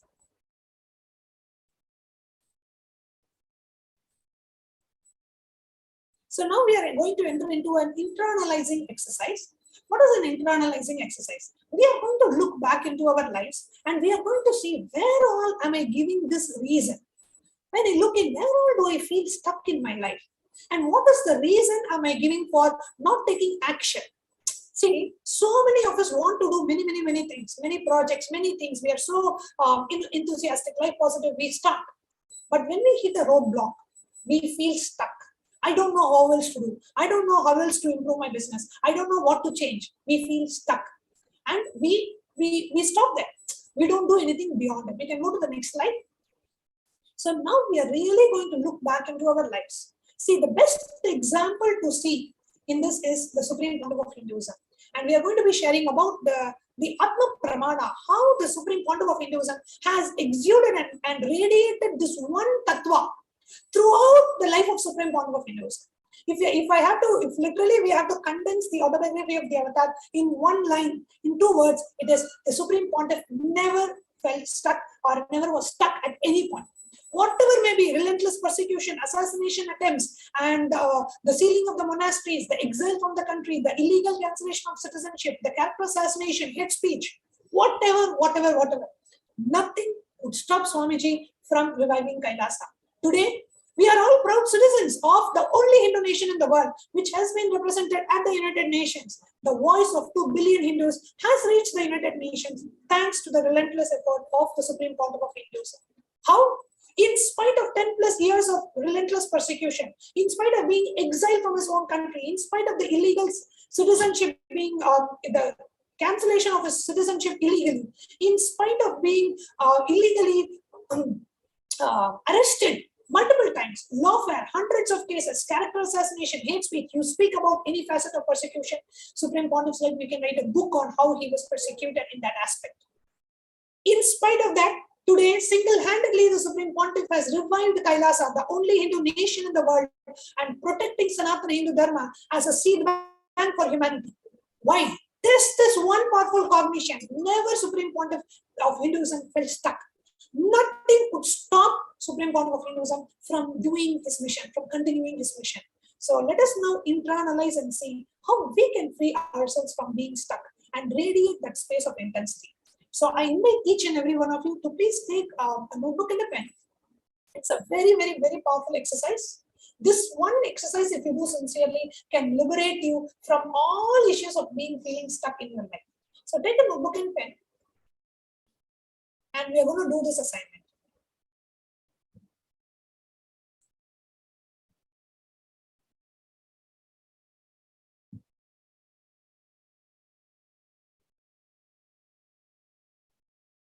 We can move the internalizing exercise, please.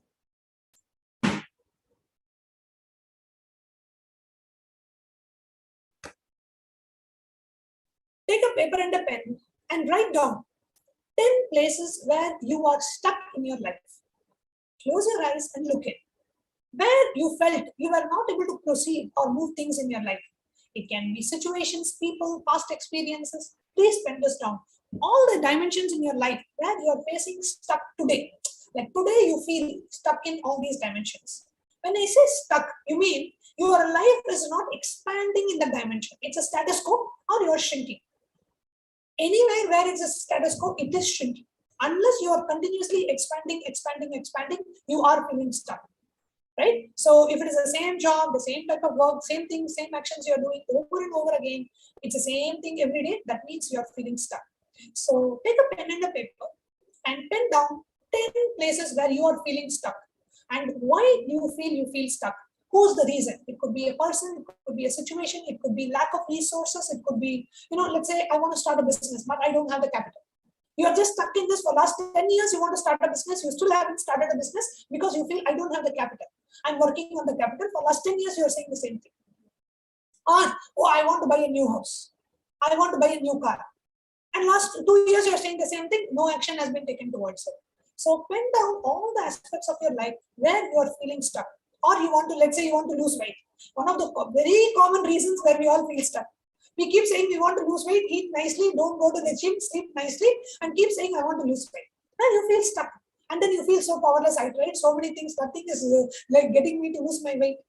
Whatever it may be for you. Or you may be somebody who is sincerely trying. You tried all sorts of diets, you tried Nirahara, you tried gymming, you tried walking, but your weight is not reducing for whatever reason. Right? That is also whatever category that we may fall into. Just look in and see where do you feel stuck. If this one internalization, if we do it sincerely, today when the darshan happens, Swamiji will just completely remove the root of feeling stuck. Swamiji always says, when you work on your incompletions and identify as incompletions and keep that is enough, I will remove them. Don't identify them as a core existence or a core quality of you. You are not that. You are not the quality or the pattern of feeling stuck. So the minute you separate yourself saying, okay, I am separate, this is my pattern, this is my incompletion, Swamiji can remove it. Swamiji will completely remove the root of it during the darshan today. So let us identify and keep the trash as a trash. Don't make the trash as a part of your house. So what we are doing in this assignment is looking in, sincerely looking and identify where all you give reasons. Anywhere you give reason, any reason it may be, however valid, justified it may be. I tried everything, nothing works. The minute there is a nothing works is there, you have not tried it. You are feeling stuck. So pen down. And these are the dimensions of my life where I am feeling stuck. In the wealth dimension, there are in the health dimension, in the relationships dimension, in just completion. Sometimes we feel like I'm not at all able to reach the space of completion. Or I really want to do Sangha work, I'm not able to do. I've been wanting to become a Sarvajñapita Yajaman for the last 5 years, I'm not able to take an action. I want to be my own boss, but it is not working out. I really want to just retire early and be at home, but I have so many other responsibilities, I feel stuck. I feel stuck. Wherever you're feeling stuck, please pen down. Let's take the next 2 minutes to do this. And if you have any questions, you can go to the YouTube live chat. Under the live video, you will see the live chat option. If you have any questions about this, or if you want to share anything, the internalizing assignment itself is personal. You don't have to put that in the YouTube chat. But if you have any question, you can definitely pen down. I'm going to give you a couple of minutes. We can just go back to the previous slide. Just write down 10 aspects where you are feeling stuck in life. Please quickly pen down. As we have this time, we'll have to get ready for the darshan. So quickly pen down 10 aspects in your life where you are feeling stuck. And why do you feel you are feeling stuck in those dimensions? For each point, analyze what is causing you to feel stuck. Is it your relationship? Is it your boss? It is your, I don't have money. It is a lack of resources. You don't have energy. Your health is not cooperating.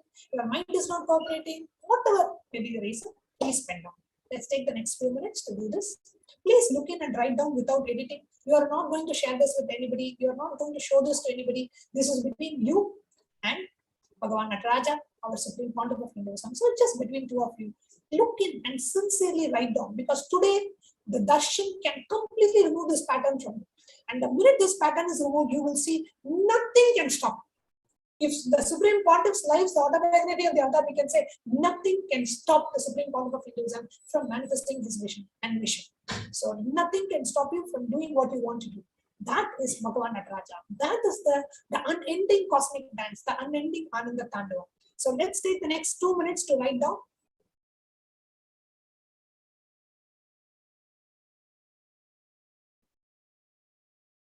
What causes you to feel stuck? What are the 10 aspects in your life where you are feeling stuck, and why you are feeling stuck in those dimensions? Go to the previous slide, please.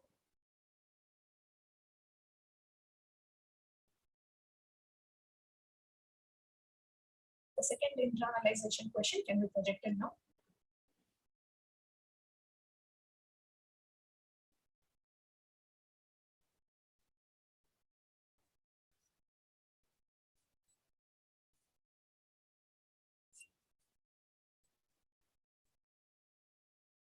So I hope all of you have attended to why the 10 aspects why you are feeling stuck, 10 aspects where you are feeling stuck, and why you are feeling stuck.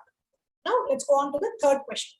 The third question is, let us internalize all the blind spots. What is causing you to feel stuck? Really look in and having a mature conversation with you. How about anybody else? Just with you, sit with you and talk. Okay, this is where I'm feeling stuck in life. What is the reason? What is causing me? Is it my boss? Is it my irritation? It is my lack of confidence in myself. What is really making me feel stuck? And identify, have a mature conversation with you and identify what is making you feel stuck. What was so far till now, what was your blind spot? Because you never looked in and asked yourself this question, because we are so busy pointing fingers outside. Oh, this person didn't support, I don't have these resources, I don't have the ambience, I don't have the time, I don't have the energy, I don't have the intelligence, I am not smart enough, I don't have all the money that my father gave, I don't have such a huge inheritance, I have a lot of commitments, I can't stop work, I can't do this. We have extremely good valid reasons, but that is not going to help us. So really look in and ask yourself. Swamiji can give 1 million valid reasons why the mission should not happen. All of us have seen the amount of relentless attacks on Swamiji. Relentless attacks, unbelievable. To an extent where Swamiji had to leave his own monastery, which Swamiji has built with his blood and sweat for 20+ years. Swamiji had to leave. But today, Swamiji has built a Hindu nation for all of us. If Swamiji had to give reasons for not doing, there are million reasons why Swamiji should not be doing, in spite of having nothing to achieve, being in the spirit of Paramashiva, coming down to planet Earth with absolutely no purpose for himself, but for the superconscious breakthrough for humanity. There are so many reasons why things should not happen. Swamiji is interested in making it happen. Nothing can stop the Ananda Tandava. So instead of looking at outside situations and reasons and resources for you feeling stuck, look in and identify what aspect of you do you really feel stuck.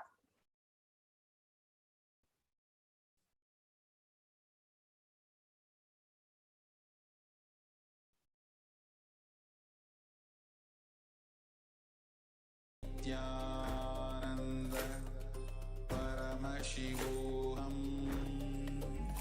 Om Nithyananda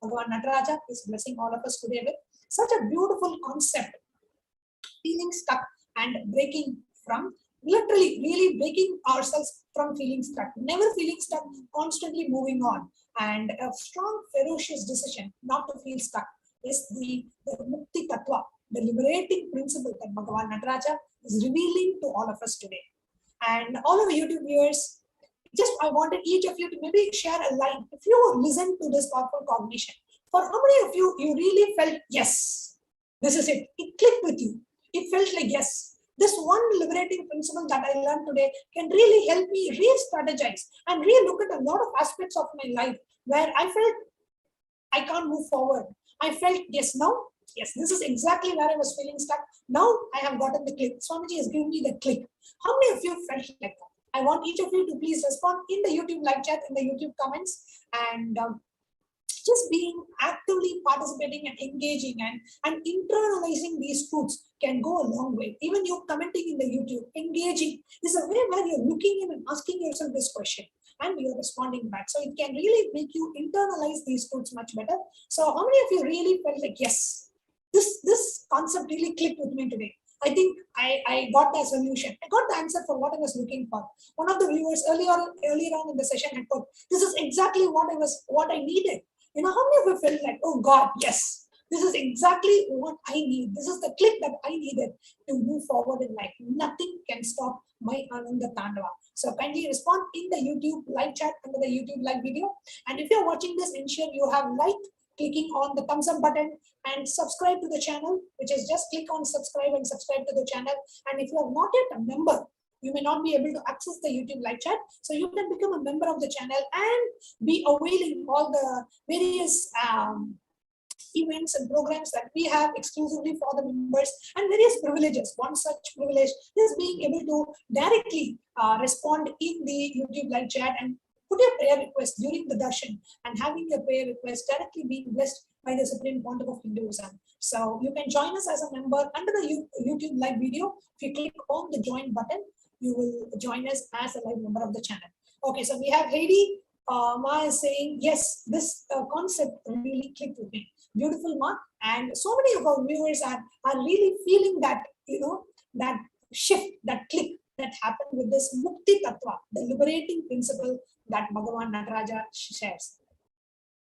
Now, let us learn how the very concept of the cosmic dance and how Bhagavan Nataraja continues to perform the bliss dance and nothing can make Bhagavan Nataraja feel stuck. Let us see how. A very beautiful concept, the concept of the cosmic dance. What is the real concept behind the cosmic dance? Okay, so we have another YouTube viewer, Hedima, saying, I am reinventing myself. Beautiful, Hedima. This is exactly the Mukti Tattva. The very understanding liberates, the very listening liberates. There is no meditation, there is no technique, there is no practice. No, the very understanding leads to liberation. So Paramashiva, the Paramashiva Tandava of the cosmos, its perfection is because it doesn't get stuck. Stop feeling stuck. Start dancing. You will start manifesting powers. That is the key message to all of us today. Stop feeling stuck. Start dancing. So as we witness the cosmic dance of Bhagavan Nataraja tells us, not just I am dancing, you should also dance. Stop feeling stuck and start dancing. Beautiful. And we have Yoga Jnana Ananda, one of our YouTube viewers from France, is saying, yes, yes, and yes. Let me start dancing my way to life. And see, understand, it is the binary logic.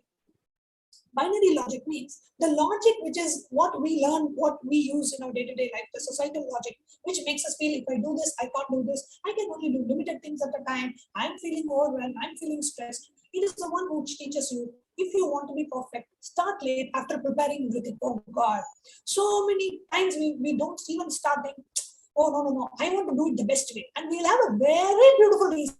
You know, Swamiji calls this as a pious fraud, this very attitude. You will not do, but you will not do giving a very valid reason.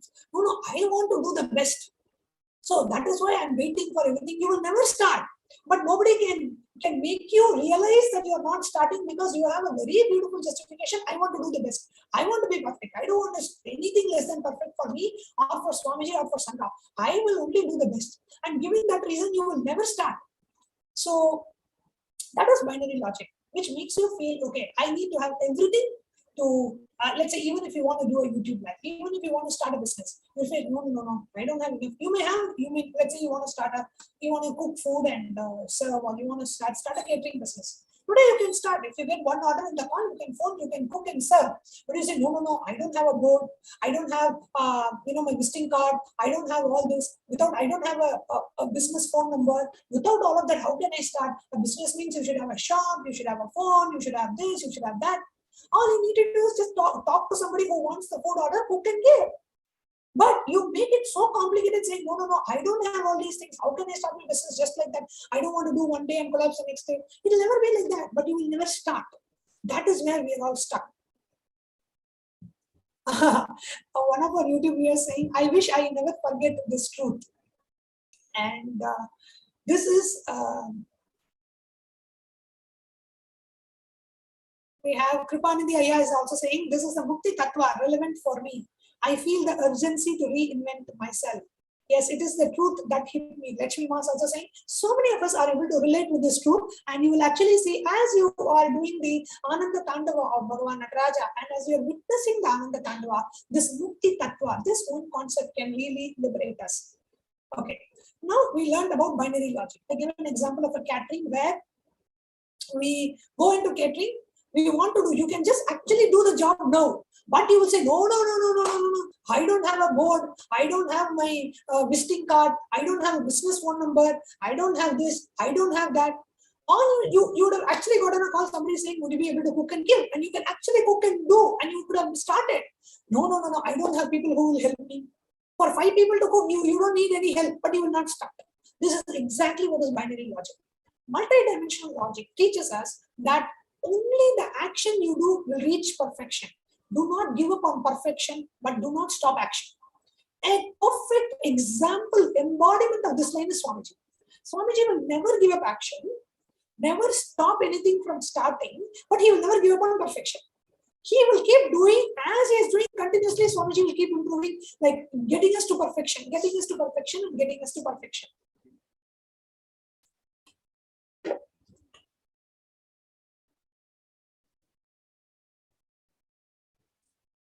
So, Chaya has also commented saying, I have been feeling stuck. I'm not I feel like, feeling stuck, feeling that I'm not a good mother, which is not true. It is just that I'm expecting a teenager son to behave like he was when he was in his pre-teens.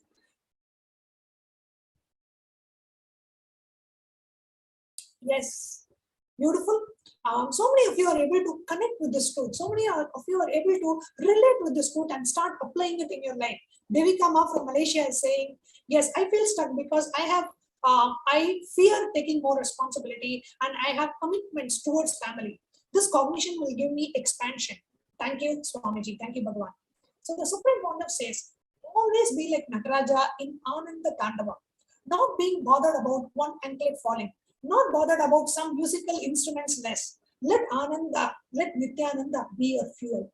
Constantly moving forward, not feeling stuck, constantly progressing forward in life, constantly involving yourself in intense action and moving forward in life is the lesson and the powerful cognition and the truth that we all need to learn from this Mukti Tattva, the cosmic dance of Bhagavan Nataraja.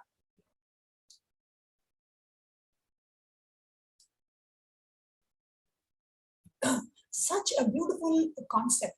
Swamiji says, start the cosmic dance. This is the principle the Supreme Pontiff has been teaching us. Always manifest the ultimate. Don't feel stuck. But no, it is very clearly, it is not final. You will move, you will take an action, but that is not the final. You will perfect that. You will perfect that. Keep on perfecting. But let that perfectionism does not stop us from taking the first step. Both should happen simultaneously. That is the message of Bhagavan Nataraja. That is what Bhagavan Nataraja teaches us.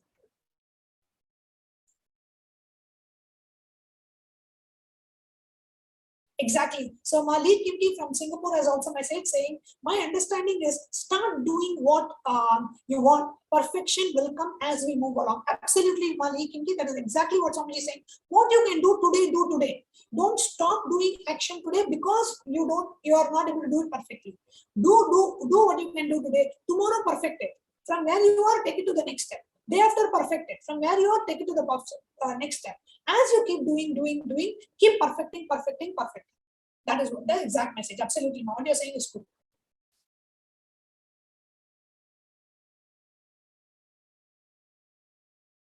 Yes, Sonal is saying, I feel stuck when I'm not able to heal my constipation and hearing, and I'm not able to have a good career. Sonal, the message for you from the Supreme Court of Hinduism is not in terms of your career, in terms of your whatever action you need to take, keep taking action. In terms of your health, keep taking action. Keep moving next step. Keep doing towards it. Don't feel stuck and sit. Keep doing things towards, moving towards what you want, and you will see. And not just these three, not just your career or health. Take 10 other projects and do. As you intensely do, something will break and the feeling stuck will be removed from you. The Supreme Pontiff again and again reassuringly tells us, if it stops your Ananda Tandava, it is only feeling stuck. Only if you stop the Ananda Tandava, you are stuck. Don't stop the Ananda Tandava, the cosmic life. All your actions to manifest the state, space, powers, being, Sri Kailasa'S Paramashivam, which is in the form of health, wealth, relationships, career, enlightenment, success, mental health, happiness, whatever you think as your cosmic dance, go on continuing. I just feel like I'm reading the autobiography of the Avatar. Now, I don't feel like I'm actually sharing the powerful cognition. I actually feel I'm reading out Swamiji's life. This is all Swamiji's life is about. Every aspect of Swamiji's life is continuing, going on and on and on and on. Don't stop. Nothing could stop the Supreme Pontiff of Hinduism from enriching the world with his divine mission. Nothing could stop Swamiji. So here when Swamiji says continue the dance, intensify the dance. If you are, yes, this is another powerful cognition. If you are feeling stuck, intensify the dance, it will disappear. Typically, the binary logic tells us, if I feel stuck, I slow down. Oh, I don't know what to do. I have tried everything. We slow down. We restrict ourselves. We shrink ourselves. What Paramashiva does is if you have a concept of feeling stuck, of course, Paramashiva never feels stuck. He only intensifies the dance. So intensify the dance, intensify your action, intensify what you're doing. The feeling stuck will disappear. If you slow down, feeling stuck will become stuck. What actual feeling you have will become a reality for you. You will actually get stuck and it is dangerous. So this is another powerful cognition we should understand. Whenever you feel stuck, solution is intensify the dance. This is what we call as powerful cognition. Powerful cognition means what you use as a strategy to decide your response to some situation in life. If some situation in life makes you feel stuck, what is the strategy? What is your response? Let that response be from a powerful cognition from Swamiji, not from your patterns. Typically, we feel frustrated, irritated, powerless, and we stop the action. Here, Swamiji says, be intense. Yes, we can go to the next slide.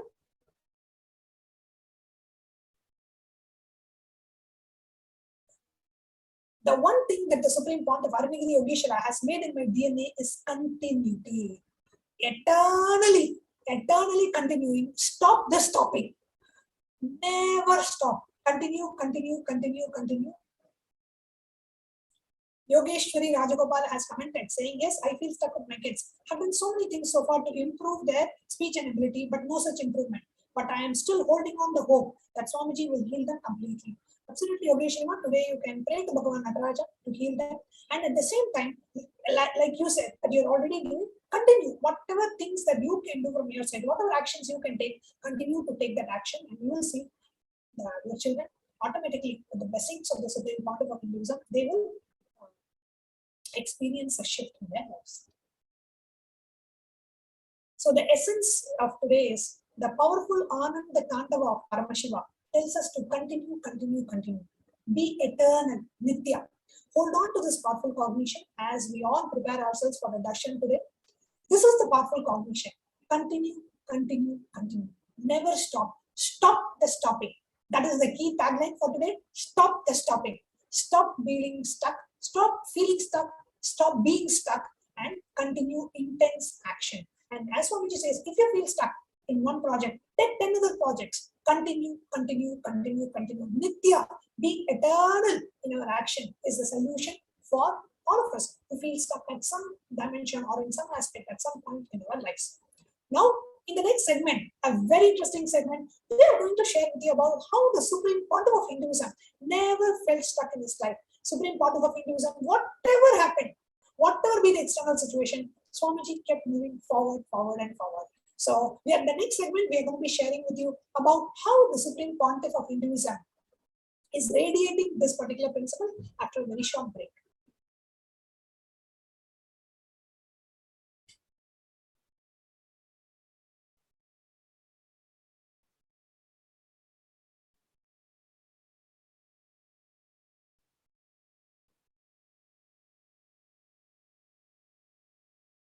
Paramashivoham. Om Nithyananda Paramashivoham. Om Nithyananda Paramashivoham. Om Nithyananda Paramashivoham. Nithyananda Paramashivoham.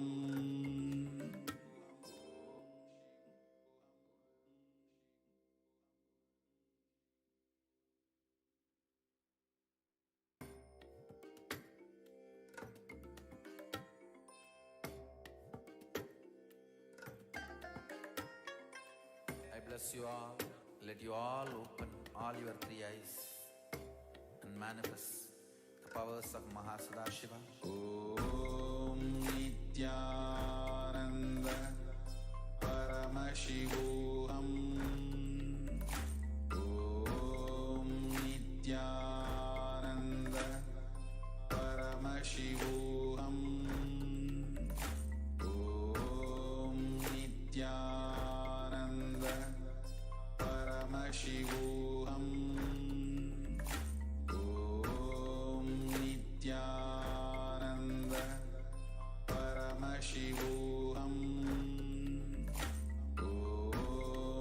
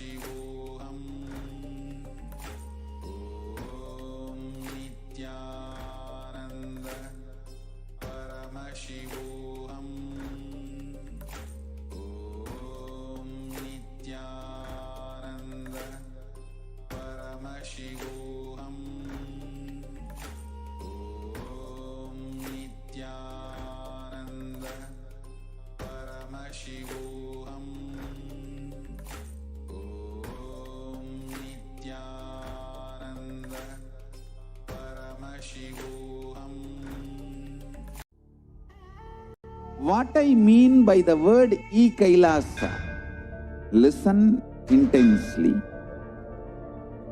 Enlightenment ecosystem, literally enlightenment itself, in your own home, wherever you are. If you cannot come to Kailasa, it's okay. Kailasa can come to you. Kailasa coming to you is Kailasa.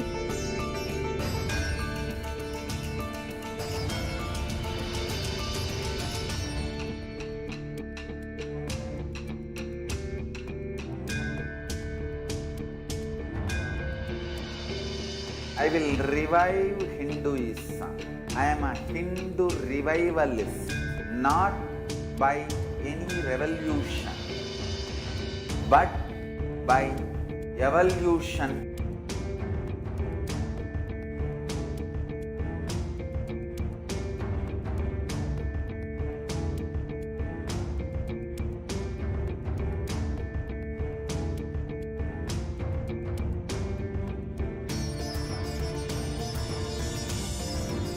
And setting model community.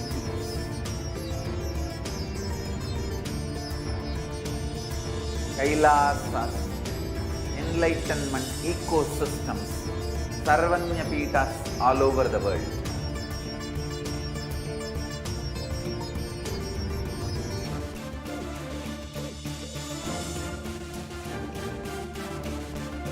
All powerful cognition, knowledge, only when you live, power manifestation and possibilities manifestation happens.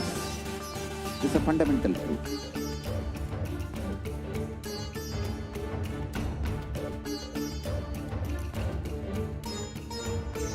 Hinduism cannot live exclusively as one sampradaya. No. All sampradayas of Hinduism is an ecosystem.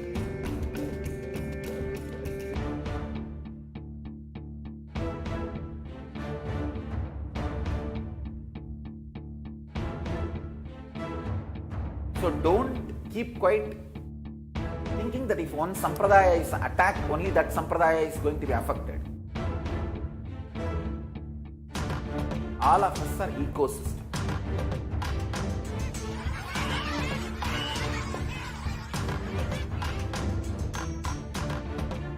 I invite all of you to get involved and enjoy Hinduism by the principle of Dharmo Rakshati Rakshitaha. When you protect Dharma, Dharma protects you. We will make the whole planet flourish spiritually. The spiritual prosperity will happen to the whole planet. We all have to coexist together.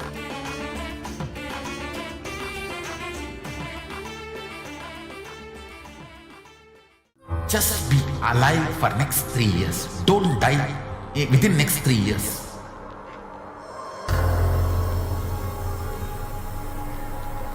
Just don't die within next 3 years. Be alive. Somehow be alive. I'm working sincerely. I will reach you somehow. Somehow I will reach you. It's my commitment to humanity.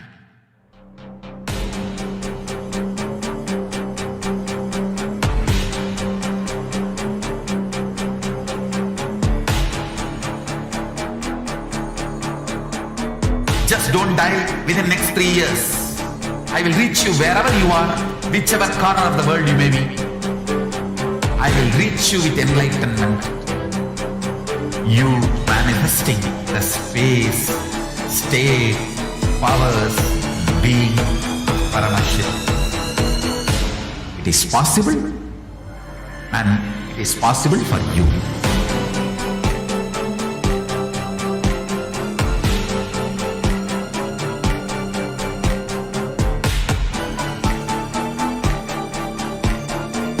Paramashivoham will reach you with enlightenment science. I know he is going to do the job. Just be alive for next 3 years. Nothing else.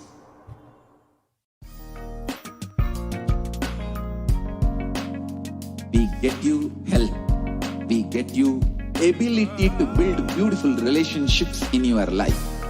We get you direct spiritual support, and we make sure you become wealthy.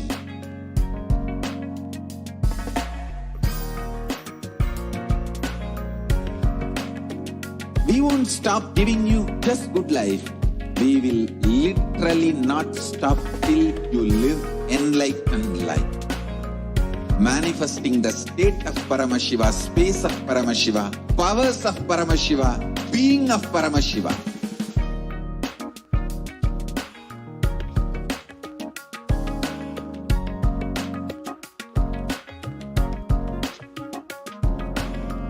Whole world should become Kailasa'S. I want the whole world to know Hindus have something great to contribute to the world.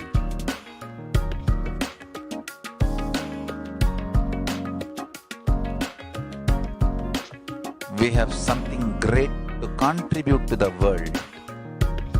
Let us do that.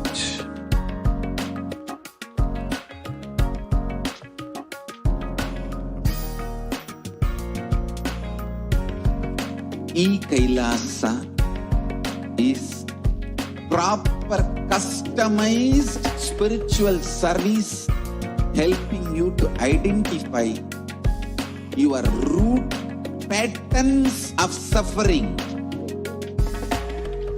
We have perfected the science of helping every individual from every cultural, religious, nationality background.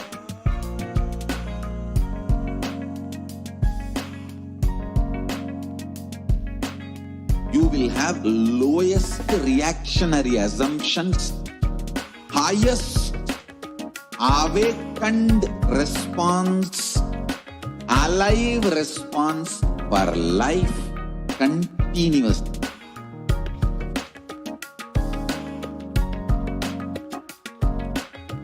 Kailasa is enlightenment ecosystem, literally enlightenment itself in your own home, wherever you are.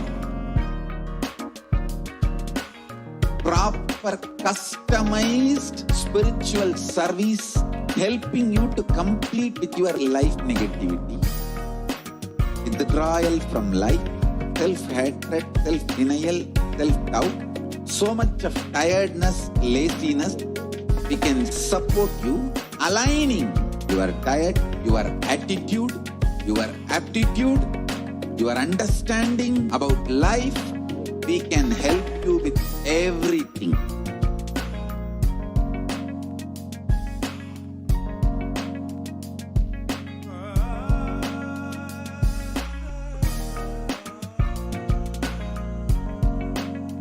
If you are interested in enlightenment, we will immediately bring this to you. If you are not interested, we will explain the whole science, inspire you, and make you interested in enlightenment science. We need to cater this enlightenment science to the whole world wherever they are, because enlightenment is the birthright of all human beings. Kailasa is responsible to provide that to all human beings.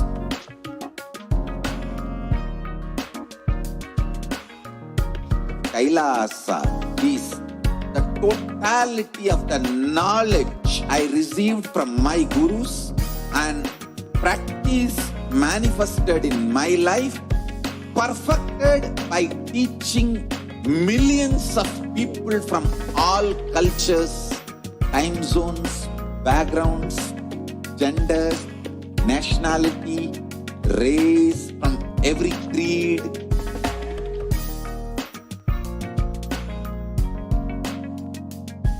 So this absolutely perfected knowledge available to you, served to you in your home without even you moving out of your couch, free of cost.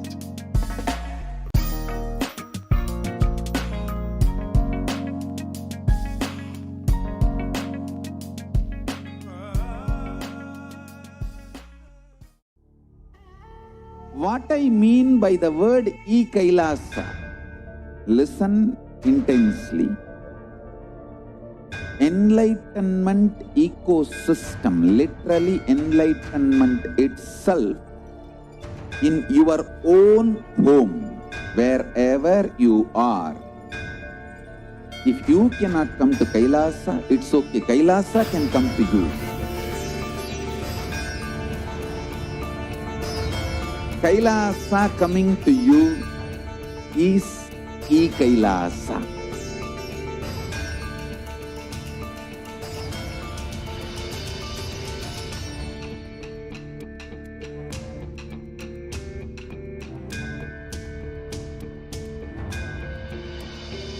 I will revive Hinduism. I am a Hindu revivalist, not by any revolution, but by evolution.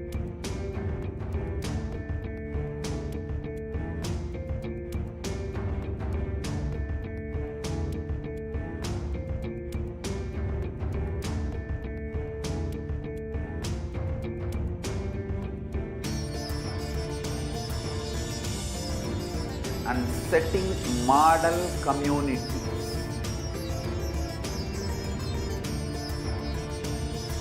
Kailasa'S, enlightenment ecosystems, Sarvanya Peethas all over the world.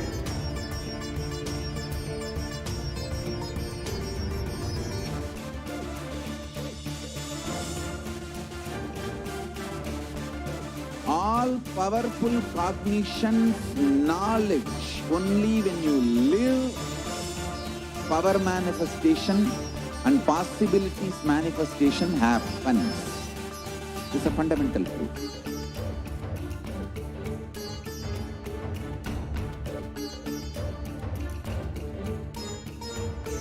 Hinduism cannot live exclusively as one sampradaya. No. All sampradayas of Hinduism is an ecosystem.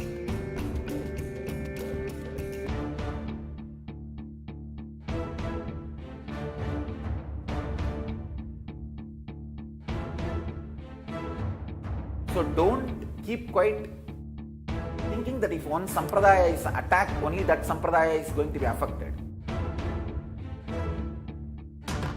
All of us are ecosystem.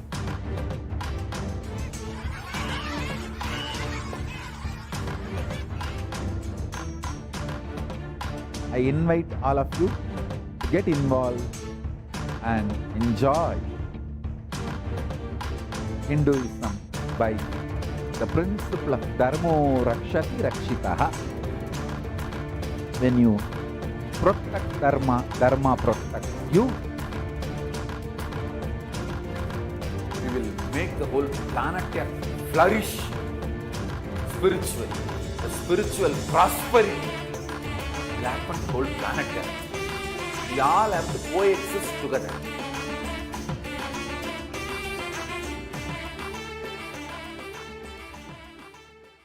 Just be alive for next 3 years. Don't die within next 3 years.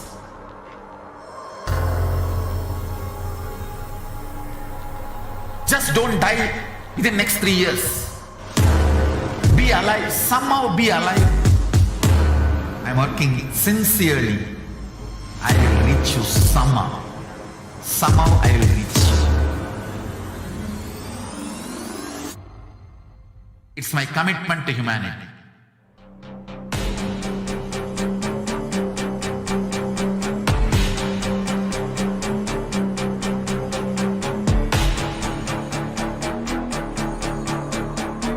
Just don't die within next 3 years.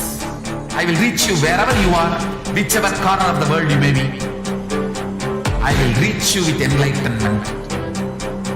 You manifesting the space state, powers, being Paramashivam. It is possible, and it is possible for you.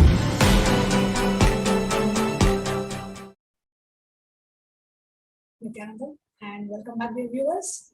I have very special news to share with all of us on this extremely auspicious day of the Arudra Darshan. We are going to be having, as we all are eagerly waiting and awaiting, the Darshan of Bhagavan Nataraja. The beautiful Darshan of Bhagavan Nataraja manifesting through the Supreme Pontiff of Hinduism, Jagadguru Mahasannidhanam, His Divine Holiness Bhagavan Nithyananda Paramashivam. So the Darshan is going to be today at 10 p.m. Indian Standard Time. Currently the time is 8:30 p.m. Indian Standard Time, and the Darshan is going to be at 10 p.m. Indian Standard Time. Following the Darshan, we are going to be having a very special satsang on Arudra. So the Supreme Pontiff is also going to be gracing and blessing us with a very special Arudra Darshan today. So with no further ado, let's get started. The Ananda Tandava of Paramashiva, understanding the Ananda Tandava of Paramashiva. In this segment, we are actually going to share with you the life of the Supreme Pontiff of Hinduism, where the Supreme Pontiff has performed the cosmic dance in every situation.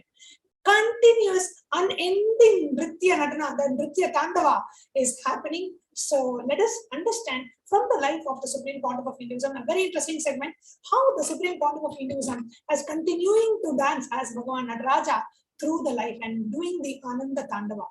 Let us take a look. Swamiji actually, in one of the satsangs, Swamiji says, just if you know the autobiography of the avatar, that itself will give you powerful combinations to lead your life. And this segment is a very powerful segment where just by knowing what the avatar has done in his life, we get a click and we know, yes, it is possible for me also. When Paramashiva dances, he doesn't bother about perfection. He is an absolute perfectionist, but when he dances, he doesn't wait for the perfection to happen to start his dance, nor does he stop the dance because the perfection is not there, though he is an absolute perfectionist. When he is dancing, the perfectionism does not stop the dance of Bhagavan Paramashiva. Now, let us look at the Ananda Tandava performed by the Supreme Pontiff of Hinduism, Jagadguru Mahasannidhanam, His Divine Holiness Bhagavan Nithyananda Paramashivam.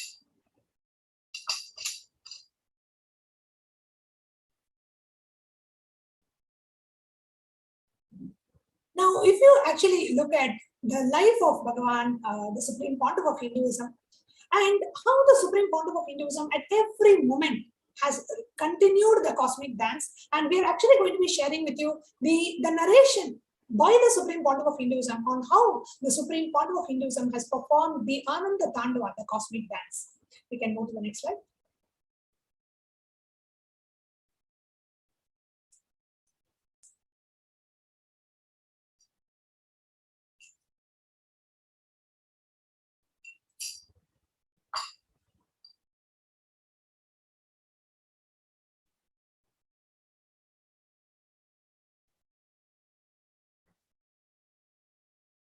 The Ananda Tandava.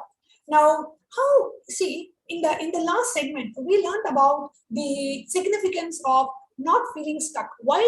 How we should not feel stuck, continuously get into action. And that was the Jnana Pada, right? Now that was looking at the Pramanas directly from the Hindu scriptures, how Bhagavan Nataraja signifies that. Now we are going to look into the life of the Supreme Pontiff of Hinduism, the Atma Pramana, how the Supreme Pontiff of Hinduism in every situation in his life, whatever Supreme Pontiff was faced with, in every situation, Swamiji did not stop the Ananda Tandava. Swamiji continued the action. Now, how the whole mission of Kailasa started, when Swamiji experienced his avataric mission, and when the avataric mission was revealed to Swamiji in the year 2000, 9 months of great pause, where Swamiji's body was completely in samadhi. Swamiji could not speak, he could not do even his any of his functions. Like Swamiji could not eat, or he could not use the restroom. Swamiji's body was just in that highest space of samadhi for 9 months. And on the Amavasya, during the Deepavali time, on that time during the Deepavali, first time Swamiji was the words came out of Swamiji's mouth, which is Anandamage Irangal, be blissful. So in the year around October 2000, and at that time, Swamiji did not have a place, Swamiji did not have any possessions, no people, no money, no place, nothing. And in Swamiji's own words, Swamiji said, when I started this whole Sri Kailasa project, I did not even have my own land. So here you see the first available photos after realization of the Avataric mission. Swamiji hardly had just 2 pieces of cloth. And this is Swamiji in Tiruvannamalai. Did not have anything, did not have a property, did not have people, did not have resources. Swamiji started. That did not say, oh, Sri Kailasa is a huge Hindu nation. I have nothing in my hands. How can I start? Let me get people, let me get the land, let somebody give the property, then I will start Sri Kailasa. No. Sri Kailasa is a huge Hindu nation. It is a multi-billion-dollar project and it involves, needs so many people to be a part of it. But Swamiji single-handedly, with no people, no money, no resource, started the whole Sri Kailasa project, did not wait for everything to come by for Swamiji to start. Here you can see the first available photos of the Supreme Pontiff of Hinduism after the realization of the Avataric mission. How the Supreme Pontiff single-handedly has started the Sri Kailasa mission. And this was in the year 2000. And in the year 2001, one of the devotees, actually Swamiji says, from that time my life is recorded till this moment, uncompromising, I never stopped bothered about anybody. And I had a chance to interview one of the early 10 devotees who was with Swamiji around the year 2001. And that time Swamiji was staying in a hotel in Salem. And this devotee was along with Swamiji, along with about 3-4 other devotees. And at that time, Swamiji was just walking in the park near the hotel. And Swamiji told them that we will be creating a Hindu nation. Swamiji doesn't have a place to stay. Swamiji is staying in a hotel. He doesn't have any disciples, doesn't have any money. That time, Swamiji said, we are going to create a Hindu nation in the year 2001. And at that time, Swamiji also said, we will be having our own currency. These are the reminiscences shared by a devotee who directly heard it from Swamiji in the year 2001. Swamiji said, we will have our own currency. And one of the, devotees at that time around Swamiji asked, Swamiji, how will the currency be? Will it be like $1 or a pound? Swamiji said, no, it will be a totally different currency and it will be the #1 currency in the world. And Swamiji has released the podcast, the Kailasa'S currency, just last year Swamiji released. So here we see from the time Swamiji's life is recorded till this moment, uncompromising, never stopped, never bothered about anybody. Now, in Swamiji's own words, the Supreme Pontiff reveals, people who live around me, they know how a perfectionist I am. But my perfectionism never stops me starting new projects or venturing into new projects. If you have lived around Swamiji, if you have been there in any of the programs or any of like an Adinavasi or a Gurukul Balasandas, we know every day it is new. Every day the Swamiji starts new projects. Every day Swamiji gives new visions, continuously expanding. And the Supreme Pontiff reveals, maybe at the age of 3 or 4, I remember the first satsang I started. The first satsang is the grace of Maha Ganapati on the Ganapati Nambianda Nambi story, where Swamiji heard the story of Nambianda Nambi, and Swamiji gave a satsang. And just after listening to that story, Swamiji was so, so moved by that. And he said, if Ganesha listened to Nambianda Nambi, he should listen to me also. And he should accept my food offering. And Swamiji had the Asamprajna, the Samadhi experience by the Bhagavan Ganesha, receiving the food offered by the Supreme Pontiff of Hinduism just at the tender age of 3. Here you can see Swamiji at the age of 3 and the Ganesha who accepted the food offering made by the Supreme Pontiff of Hinduism.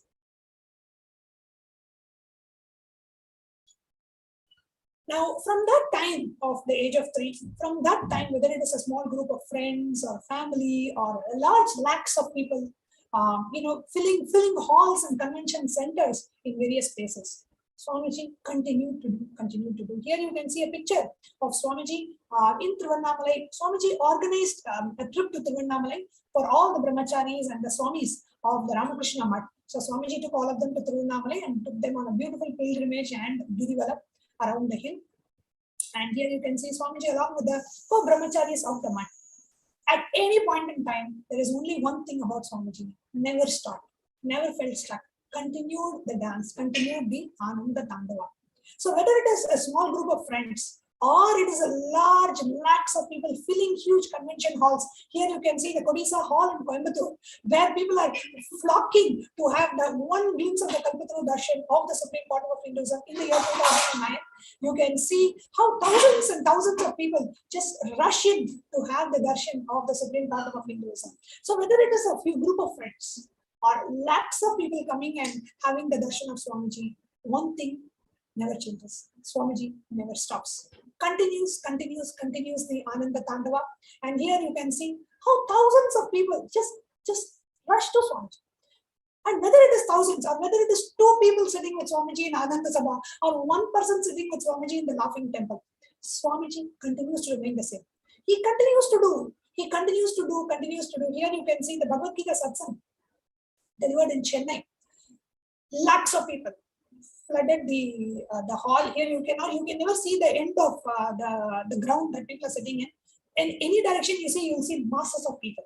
And every person, whenever Swamiji gives a satsang, always Swamiji gives darshan. And every single person sitting in the crowd would come near Swamiji, receive the darshan. Until the last person receives darshan, Swamiji will not get up from the seat. Swamiji will be sitting, doesn't get up, doesn't take any break until every person who has come for the satsang has received the personal touch of the avatar. So, here you can see the Bhagavad Gita Satsang delivered in the Pachepa's College open ground in Chennai. So whether it is the Kodisa Convention Hall in Coimbatore or the Pachepa's College in Chennai or the Raja Sabha and Ananda Sabha in Adi Kailasa'S Sarvanyapita, here you will see a very, very beautiful clip in Ananda Sabha in Adi Kailasa'S Sarvanyapita, where Swamiji is sitting and giving the vision of how Swamiji started this whole revival of the Kailasa. And just with a few handful of people, Swamiji is revealing this vision. Let us watch this very interesting clip.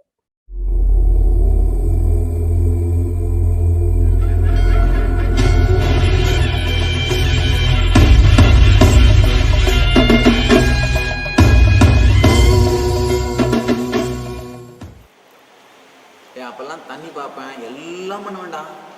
ஜாதகம் பார்ப்பேன், கைரேகை பார்ப்பேன், இல்லைங்கய்யா? கைரேகை பார்க்கறது தான் அந்த கிளாஸ்டா.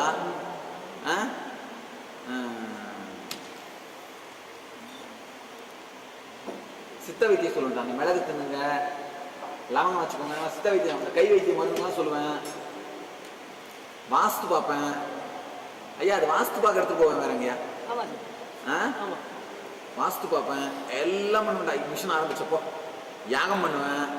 அது ஒண்ணு விடாம ஜனங்களுக்கு அத்தனை சர்வீஸும் பண்ணுவேன். வந்தா போதும் அவனுக்கு அத்தனை எத்தனை ஒண்ணா எல்லாம் பண்ணிட்டு போவாங்க இல்லைங்க. ஜாதகம் பார்த்துட்டு, ஹீலிங் பண்ணிட்டு, வாஸ்து பார்த்துட்டு, தண்ணி பார்த்துட்டு, சைக்கிள் மேடி உட்கார வச்சுட்டு போவாங்கடா. சைக்கிள் மேடி உட்காந்து நான் போய் ஹீல் பண்ணிட்டு வருவேன்டா. சைக்கிள் பின் சீட்டில் உட்காந்துட்டு, கேரியரில் உட்காந்துட்டு போய் ஹீல் பண்ணிட்டு வருவேன். இப்போ அதுக்கப்புறம் நான் காரில் போய் ஐசியூ போய் ஹீல் பண்ண ஆரம்பித்தேன். இப்போ எங்கேயும் போக முடியாது, இருந்த இடத்துல ஹீல் பண்ண ஆரம்பிச்சிட்டோம். அவ்வளோதான். சைக்கிள் கேரியர் பண்ணி உட்காந்து போவேன்டா. ஆமாண்டா, உண்மையிலே ஐயா வந்தப்பெல்லாம் கூட போயிருக்கேன். ஐயா வந்தப்பறம் சைக்கிள் பண்ணி கேரியரில் உட்காந்து போவேன்டா. ஹாஸ்பிட்டல் போய் ஹீல் பண்ணிட்டு வந்துடா.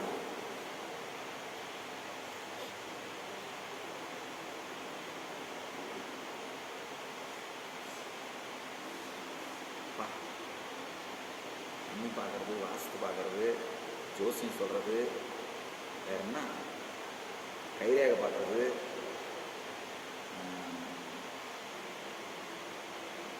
இல்லைதான் எல்லாம் யாகம் பண்றது, தாயத்து கொடுக்குறது. தாயத்தெல்லாம் கொடுப்பேன், தகடு எழுதி தாயத்தெல்லாம் கொடுப்பேன்.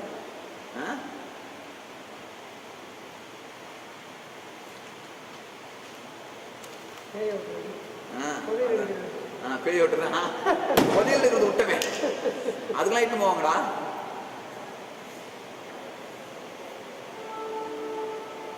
ஆனா எவனுக்கும் நான் பார்த்தோன்னே சொல்லிட்டேன், இது எக்ஸ்ட்ரா இருக்கிற புதையல் இதை எடுக்க முடியாது அப்படின்ட்டு.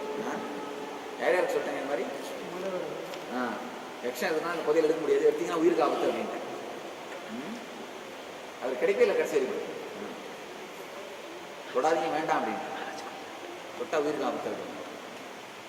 கடைசிக்கு அவங்களால எழுத முடியல. ஃபஸ்ட்டு சாமி டிசைன் பண்ண கார்டு, சாமியை டிசைன் பண்ண நம்மளுடைய விசிட்டிங் கார்டு பாருப்பா. அங்கே ஒரு இது இந்த 2 தான் இருக்குமா, வேற இருக்குமா?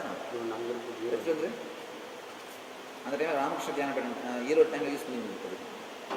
இந்த ஈரோடு கார்டு வை, ஈரோடு டைமில் போட்டு கார்டு வை, 2 கார்டை வை.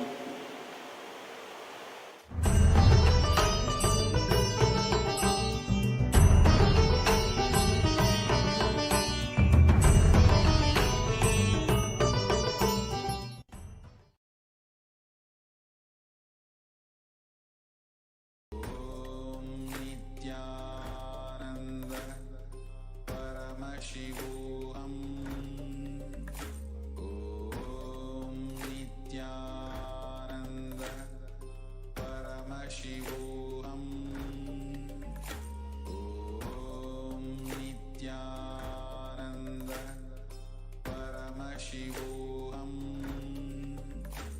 Om Nithyananda. Such a beautiful video. Just I'll give a translation because the video is in Tamil. Swamiji, I was saying that, how he started the whole revival of the Kailasa. Swamiji used to do everything from astrology to palm reading to, to driving away the ghosts and, removing the black magic to Vastu, Vastu Shastra, giving the Vastu solutions to people, everything. Swamiji said, when I started, and Swamiji used to sit in the bicycle seat. Somebody used to take Swamiji in a bicycle and Swamiji used to heal and come. Even that Swamiji has done. Swamiji has gone in a bicycle to somebody's house, he has healed them and come. And people even used to invite Swamiji to unlock the treasures, like any treasure that is hidden in the house or in any place. When they know, they take Swamiji and they have asked Swamiji to help them unearth the treasure. And Swamiji is revealing that the people, that one of the places that Swamiji went, it was an egg shop. He said that don't take the treasure, because if you take out the treasure, it will actually be harmful to the life of the person. So he said not to take out the treasure. Swamiji has done everything. He says, I used to go to people's house and heal. I have even the ghosts, removal of the ghosts, removal of the black magic, and Vastu, astrology. Swamiji said, I have done everything under the sky. Right? See, today we know Swamiji as the Supreme Pontiff of Hinduism, as the sovereign of the sovereign state of Sri Kailasa. But when Swamiji started single-handedly, with nobody actually, with no people and no financial resources, no infrastructural resources, nothing could stop the Supreme Pontiff of Hinduism from doing intense, continuous action. That is what Supreme Pontiff's life is all about. And the Supreme Pontiff says, understand, as long as there is continuity, there is no down for a graph in life.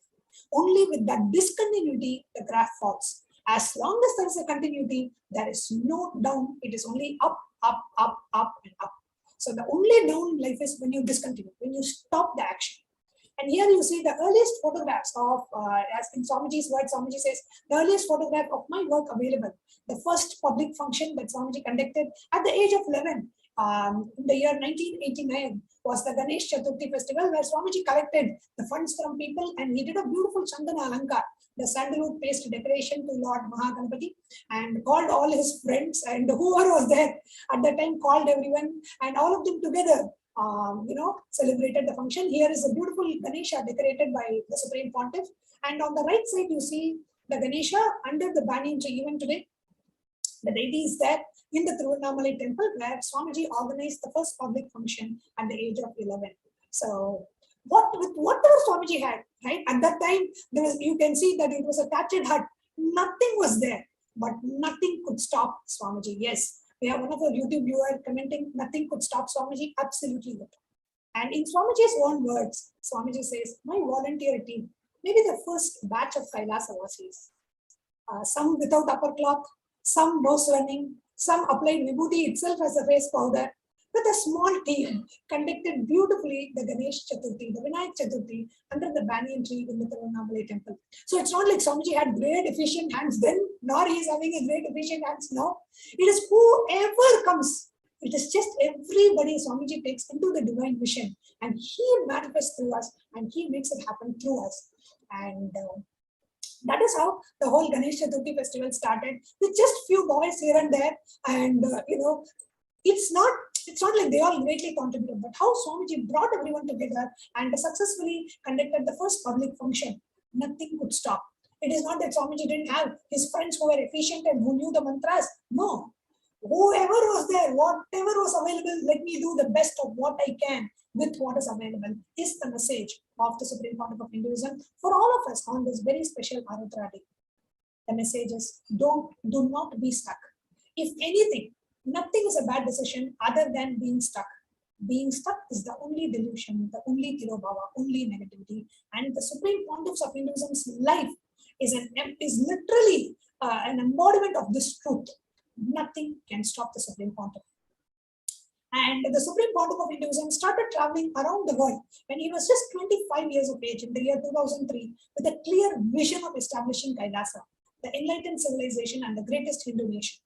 And the first place actually Swamiji landed was in Chicago, just like how the great sage Vivekananda went and first landed in Chicago. The Supreme Pontiff of Hinduism also went to Chicago. And here, let's watch a short clip from the first discourse that Swamiji gave in Chicago, the first program conducted in Chicago.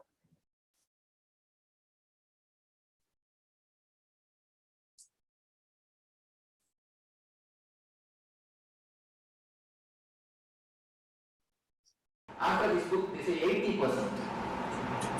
The signing rate, 80%. Such a tremendous new opening is done by few doctors, but very thoroughly they have done a study. And very critical study also. Never think the bias views, very critical study. And in the study they reported, the mother, she may be in India and child may be in America, but if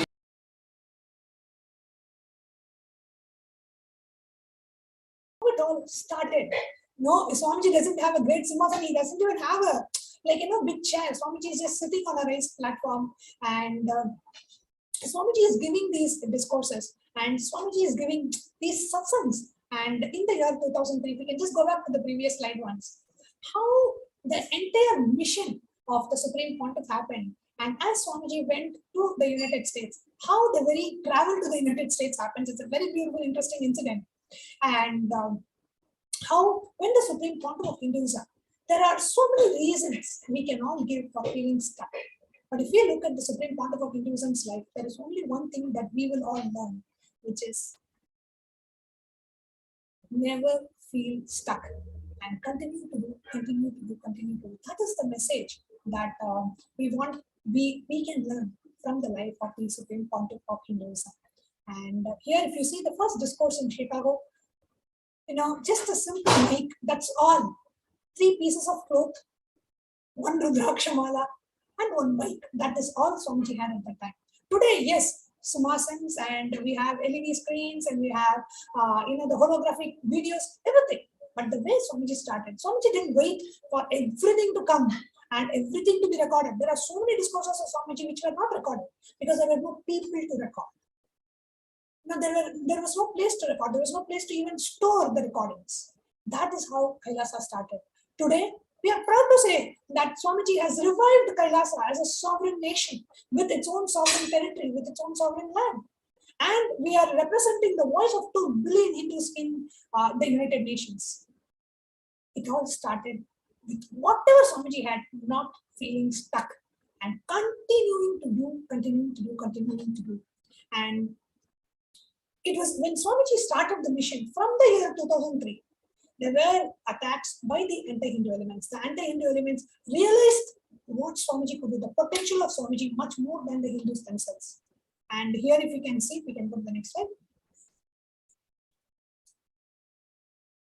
How the anti-Hindus relentlessly continued their attack and continued the persecution on Swamiji. Swamiji says, in 2003, seeing the way I am beginning my mission of reviving Kailasa, they attacked me. They did not stop me. In the year 2000 itself, we started identifying islands to revive the whole Hindu nation, to revive Kailasa. And there were actually a lot of media articles at the time saying, Swamiji is looking for an island way back in the year 2007. And Swamiji revealed the vision in 2001 itself that we will be having our own land and our own nation. Now, seeing the way Swamiji's mission is beginning and the mission of reviving Kailasa, the anti-Hindu elements attacked the Supreme Pontiff. They did not stop, and the continuing attack in terms of illegal arrests. Swamiji was arrested 2 times illegally, and absolutely no base, and a lot of false cases, hate speech, character assassination to the extreme. 14,000 hours of hate speech in the media. More than 100 assassination attempts on the life of Supreme Pontiff of Hinduism, hundreds of temples, monasteries, Paduka Mandir, satsang centers being broken and closed. All this to the, as a result of the attack of the anti-Hindu elements on the Supreme Pontiff of Hinduism. And the attack is multiple. Attacking the sannyasa, attacking the Gurukul, attacking the temple, attacking the very life of the Supreme Pontiff of Hinduism. Actually, in the year 2007, we started, in Swamiji's own words, he says, we started doing a very serious work of identifying islands to start the revival of Sri Kailasa. And before the Hindus could understand the great contribution I was going to do, the non-Hindus smiled, they smelled the plans and they wanted to somehow stop, and multiple assassination attempts on Swamiji's life. So, and here you can see the visuals of the very residence of the Supreme Pontiff of Hinduism being burnt with the Supreme Pontiff locked inside his own residence. And this was being live telecasted on a national media channel in India. So here if you see how brutally, so much of attack, there are so many reasons why Swamiji would have said, you know what, all these attacks are going on, I'm going to slow down my mission, or once we have our own place, I will start. No, nothing could deter Swamiji, nothing could put a stop to what Swamiji was doing. Even the assassination attempts, even not having a place to go, even not having a food to eat, nothing could stop Swamiji from doing what Swamiji was doing. And here you can see the very living quarters of the Supreme Pontiff of Hinduism being burnt, with Supreme Pontiff of Hinduism locked inside that quarters. And this is being live relayed on national television channel in India, very proudly saying it is a live coverage. The live coverage of the assassination attempt of the Supreme Pontiff of Hinduism being aired in the national television channel in India. And you can imagine.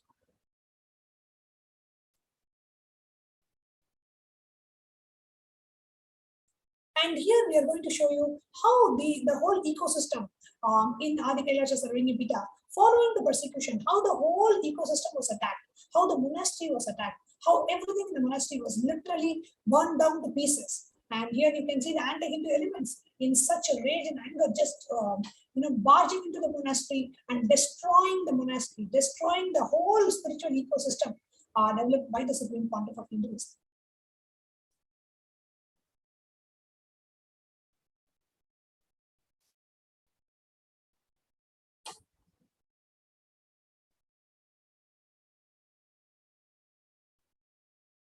How the monastery itself is being attacked. They just barge in. There is absolutely, the police is standing, but the police is not doing anything. The anti-Hindu elements just barge into the monastery, break the banners and tear up the banners and break the windows and open the doors and behaving extremely abusively to the women in the monastery. It was extremely abusive to the Supreme Pontiff of Hinduism. And what they are doing, completely destroying the monastery.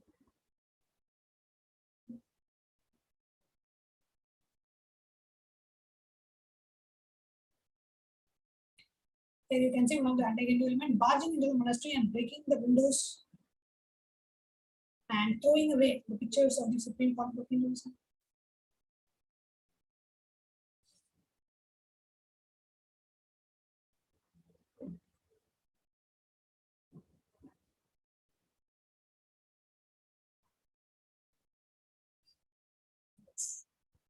And let's have a very brief overview of the persecution that is happening to the Supreme Pontiff of Hinduism.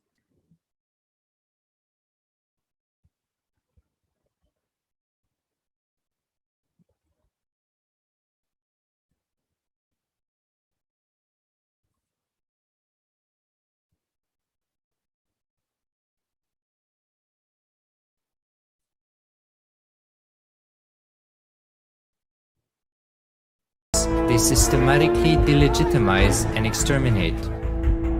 Lawfare, assassination attempts, character assassination of the Supreme Pontiff of Hinduism, Jagadguru Mahasannidhanam, His Divine Holiness Bhagwan Nithyananda Paramashivam.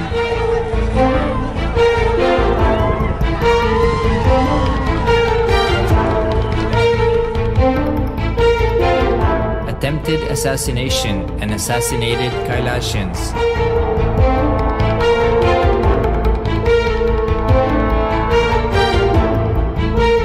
Sexual assaults and rape of female monks of Kailasa. Objectification. Character assassination.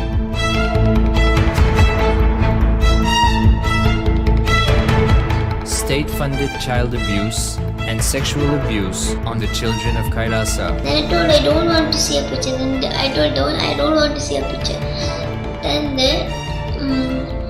they showed me a picture.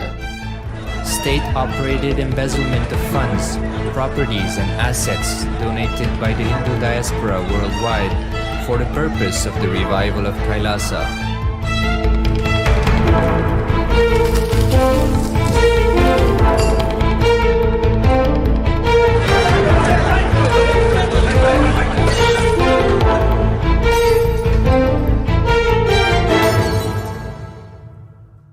Since 1994 up to until now.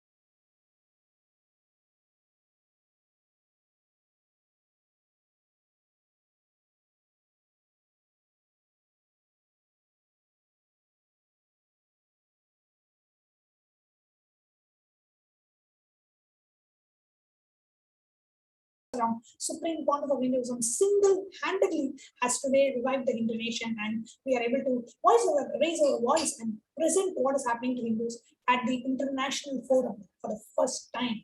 We are able to do that. So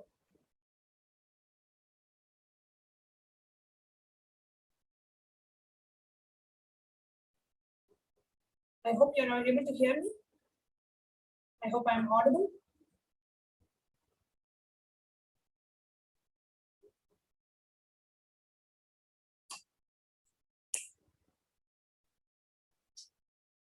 Oh, looks like they're not able to hear. Oh. So sorry for the technical glitch. I hope you're all able to hear me now.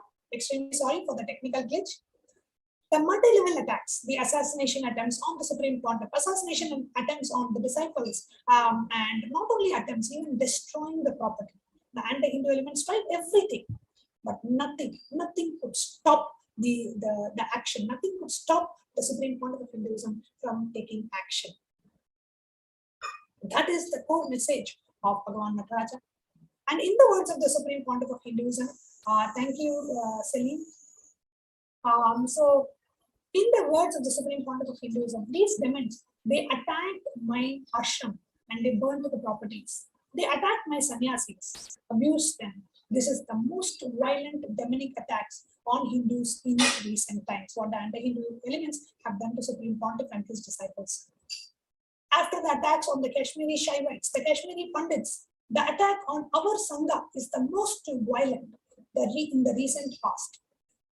Lawfare, media hate speech, continuous hate speech through media, everything possible in all multi-levels. The attack happened on the Supreme Pontiff of Hinduism.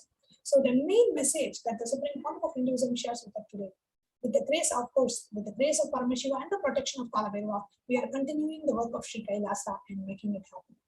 So the Ananda Tandava, the Supreme Court continues to perform. Swamiji says, always be like Nataraja, doing Ananda Tandava, not bothered about any anklet falling, not bothered about some musical instruments less. Let Ananda be a fuel. Let Nithyananda be the fuel for your life. So continuing to perform the dance in the Ananda Tandava. And all this while we are being attacked. Absolutely, Madhurjyoti. One of our YouTube viewers is saying, Swamiji did all this, it's true, and the demonic abusers have attacked in all levels. Absolutely not. Every level they have tried to attack, nothing could stop. Nowhere Swamiji felt stuck in being able to do what Swamiji wants to do. That is the main message of today. And many of us, see, whenever we learn a powerful cognition, immediately when you put that into action, that powerful cognition that you receive becomes a part of your muscle memory and biomemory. Now, many of us who are sitting here, I'm sure how many of us want to be a part of Kailasa in some way or the other?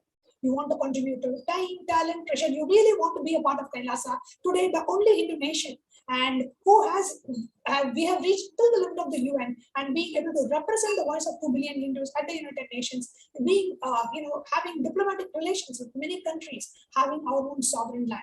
And every one of us, I'm sure, wants to be a part of Kailasa. Now, all of you can respond in the YouTube comments. How many of you would like to really do and be a part of Kailasa? And many of us will say, okay, I want to be a part of Kailasa. I want to be a founding father of Kailasa. I want to be a part of this divine mission of Swamiji. I want to be a Sarvini Pita Yajaman. I want to be want to join this whole mission of reviving Kailasa. And today the message that Bhagavan Nataraja shares with all of us is, don't feel stuck. Take action.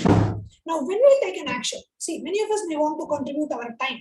We may want to volunteer our time. Many of us may want to contribute our talent, our skills that we have. Many of us may want to contribute our treasure.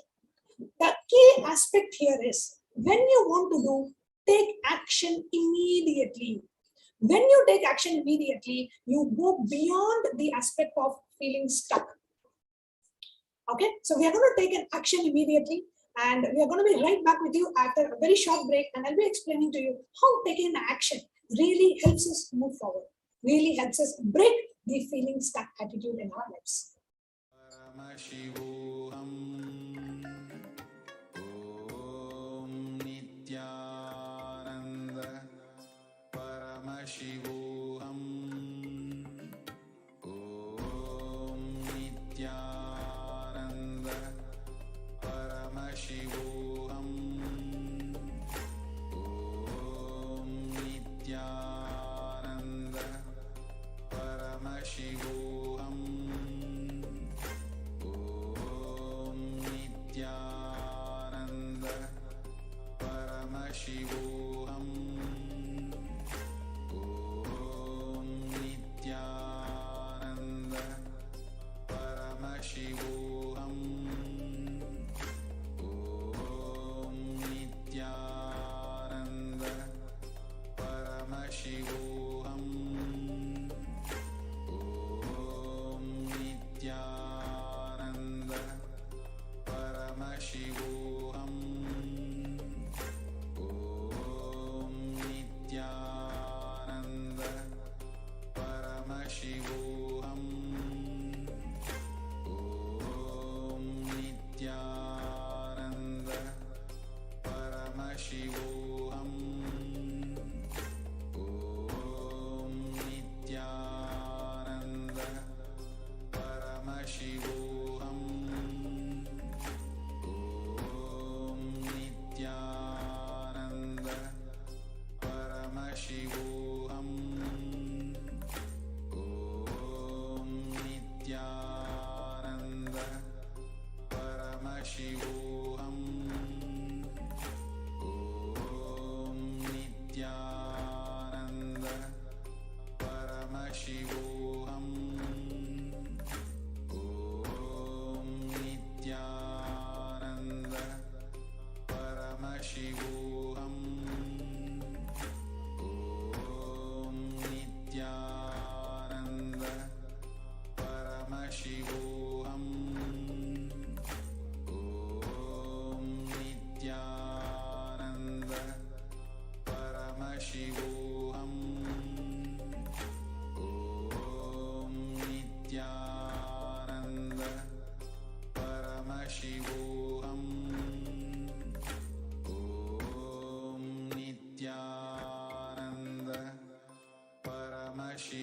Om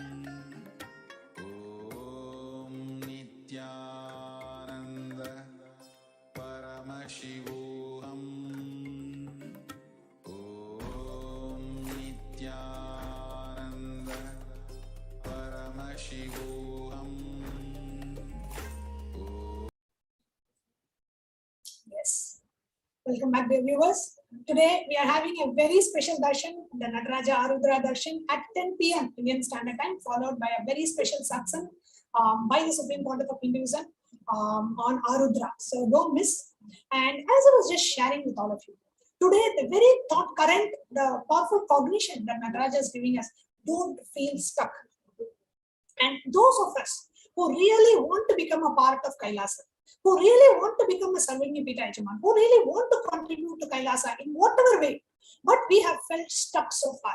I really want to become a serving Pita Yajaman. I want to be, and Devi Parashakti, Bhagavan Sundareshwara has blessed so many of us not to feel stuck. They have blessed so many of us to become a serving Pita Yajaman. They have blessed us to become a serving Pita Karta. But somewhere we feel stuck. Okay, I do not have the resources yet to take an action. I have invested in something, or I want my job raise, and I want to be a part of Kailasa once I get my promotion, or I will volunteer my time once I get retired. I will be. No, where you are today, when you take action, you break the pattern of feeling stuck. Not just in the dimension of contributing to Kailasa, but in the dimension of every aspect of your life.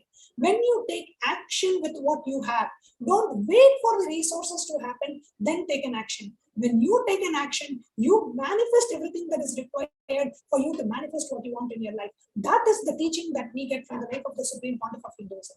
So every one of you who have been here, who have been wanting to be a part of Kailasa, who say, I really want to be a serving Pita Yajaman, I want to manifest, and I want to be a founding father of the only Hindu nation. Swamiji is doing this for us, and I really want to be a part. How can I be a part of Kailasa? How can I be a part of serving Pita? Today, take an action. Whatever may be, some of you may be able to contribute the full serving Pita Yajaman today. Some of us may be able to take the first step. Some of us may be able to take a small step. Does not matter. Take action today. If you can become a manifestor, means you want to contribute $5,000 and take the first step towards serving Pita, take that. Become a manifestor today.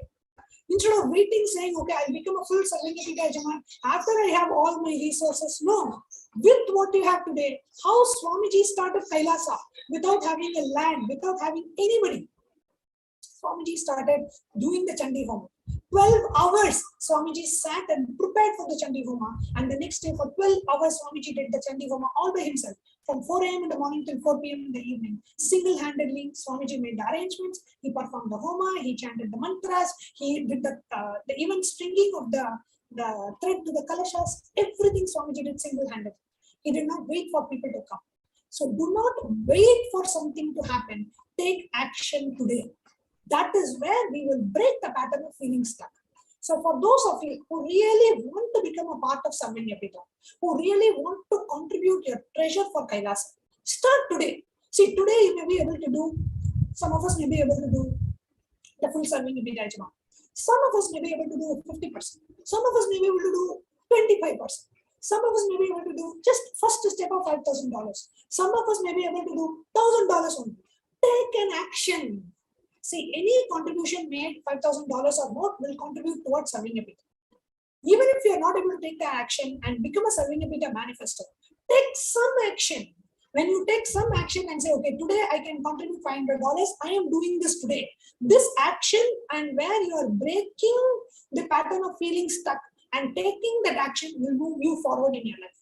You will start manifesting things in your life. So when you take action, you will see things start happening in your lives. So all you have to do is just visit the website that we are projecting to you, which is the www.kailasawheeler.com. If you visit the website, you will see on the top offering details, where you can click on that offering details and you say how much you would like to offer today. And we will be emailing you the details to actually make your offering. So you are not actually making the offering, you are filling the form and saying, okay, this is what I want to contribute today. This is an action that you're going to take today towards serving your Pita. If the banking hours are closed for you, then wait tomorrow. But immediately, I want to take this action and break the pattern of feeling stuck. Every one of us who are watching this, if you have ever thought, and if you have received blessings from Devi Parashakti, Sundareshwara for serving your Pita, Yajman or Karta, today take an action. Today, break that feeling stuck. Till now, if you have not taken an action, or if you have taken an action, but after that you have not taken the second step. Today, let us all break the pattern of feeling stuck. Let us take an action. Whatever it may be. What Swamiji says, do not wait for perfection to happen to take an action. Take action from where you are. Today, what you can do to become a part of Kailasa. Today, what you can do to contribute to Kailasa, do that. When you take that first step, automatically the second step happens. The things start falling in place. From there, before even you realize, you would have become a part of Kailasa, you would have become a part of the Pita. So you can go to, we will walk you through the website. All you have to do is go to kailasa'mailer.com, and on the first section of the website, you will see offering details. So you click on that, it will open a form, and you can enter your name, and you can say the enricher as NTV, and you can then enter saying that, okay, send me the details for making the contribution towards serving your Pita. It can be any amount. Please understand, the first step somebody can take towards serving your Pita is $5,000. So when you take $5,000, and any amount that you pay after that keeps getting accrued to your serving your Pita contribution. For whatever reason, you have not made a $5,000 contribution before, and if you're not able to make it today, you can do a general donation to Kailasa. If you are able to do $1,000 and I want to make this as a general donation to Kailasa, do that first. When you take that step and say, okay, now I'm contributing this, some of you may be able to go find, doesn't matter. The whole concept that we are learning from Bhagavan Nataraja, manifesting through the Supreme Concept of Hinduism, is do not feel stuck. When you do not feel stuck, you will be able to overcome, you will be able to move and take action. And when you continuously take action, just by looking at the life of the Supreme Concept of Hinduism, we know just by taking action and perfecting what Swamiji has today shown to the world, an epitome of this Mukti Tattva. So I encourage every one of us who are watching this, who are waiting for the Arudra Darshan, today decide. Pray to Bhagavan Nataraja. Pray to the Supreme Concept of Hinduism, blessing us today as Bhagavan Nataraja. Let me drop this pattern of feeling stuck. And the intense action is the solution. Stop the stopping. Whatever is stopping you from taking an action, stop that and take an action. Nithyananda Paramashivoham. Om Nithyananda Paramashivoham. Om Nithyananda Paramashivoham. Om Nithyananda Paramashivoham. Om Nithyananda Paramashivoham. Om Nithyananda Paramashivoham. Om Nithyananda Paramashivoham. Om Nithyananda Paramashivoham. Om Nithyananda Paramashivoham. Om Nithyananda Paramashivoham. Multiple dimensions of your life, you will see a breakthrough happen. So we will now take you through a walkthrough. And if any of you have any questions, if you're watching this on Zoom, all the participants who are joining us via two-way on Zoom, you can put your questions in the chat, in the Zoom chat, and we'll be monitoring, the volunteers will be monitoring the Zoom chat and Paramashivoham. Om Nithyananda Paramashivoham. Om Nithyananda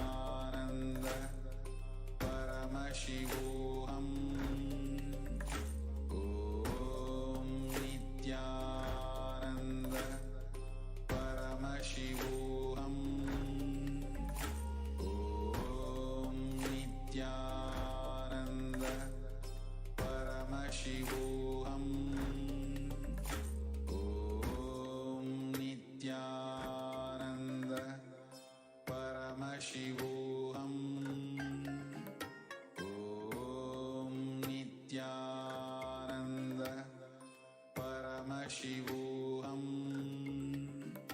Om Nithyananda Paramashivoham. Om Nithyananda Paramashivoham. Om Nithyananda Paramashivoham. Om Nithyananda Paramashivoham. Om Nithyananda.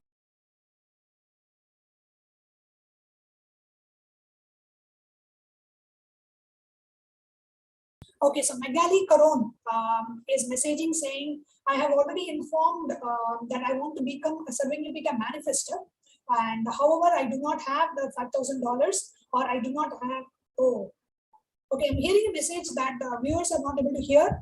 We'll look into the technical glitch. We're extremely sorry for the technical glitch.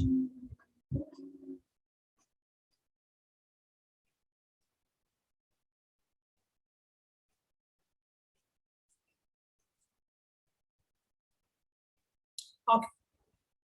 I hope you're all able to hear me now. See, if you're watching us and you want to take an action today, we have a question from our Paramashivoham participant, Magali. Magali is saying, I really want to become a Sarvengapika manifester. I want to contribute $5,000, but I do not have $5,000 today. I do not even have $1,000. Magali, do not worry. When you are taken action, when Swamiji started the Kailasa Nation project, Swamiji did not have a land. Swamiji did not have the huge resources or the huge investment that is needed for the making happen of the Hindu nation. Swamiji started single-handedly doing the Chandi Homa 12 hours. For 3-4 days, Swamiji spent day in and day out working hard. So what you have, you start. If you can contribute $200 today, do that. When you take that step, the feeling stuck pattern will remove. Things will start shifting in your life. You will move forward. Otherwise, for the next 6 months, we will be still saying we want to become a manifestor. We are not able to take that action. So today, let us decide. Today, I'm going to break that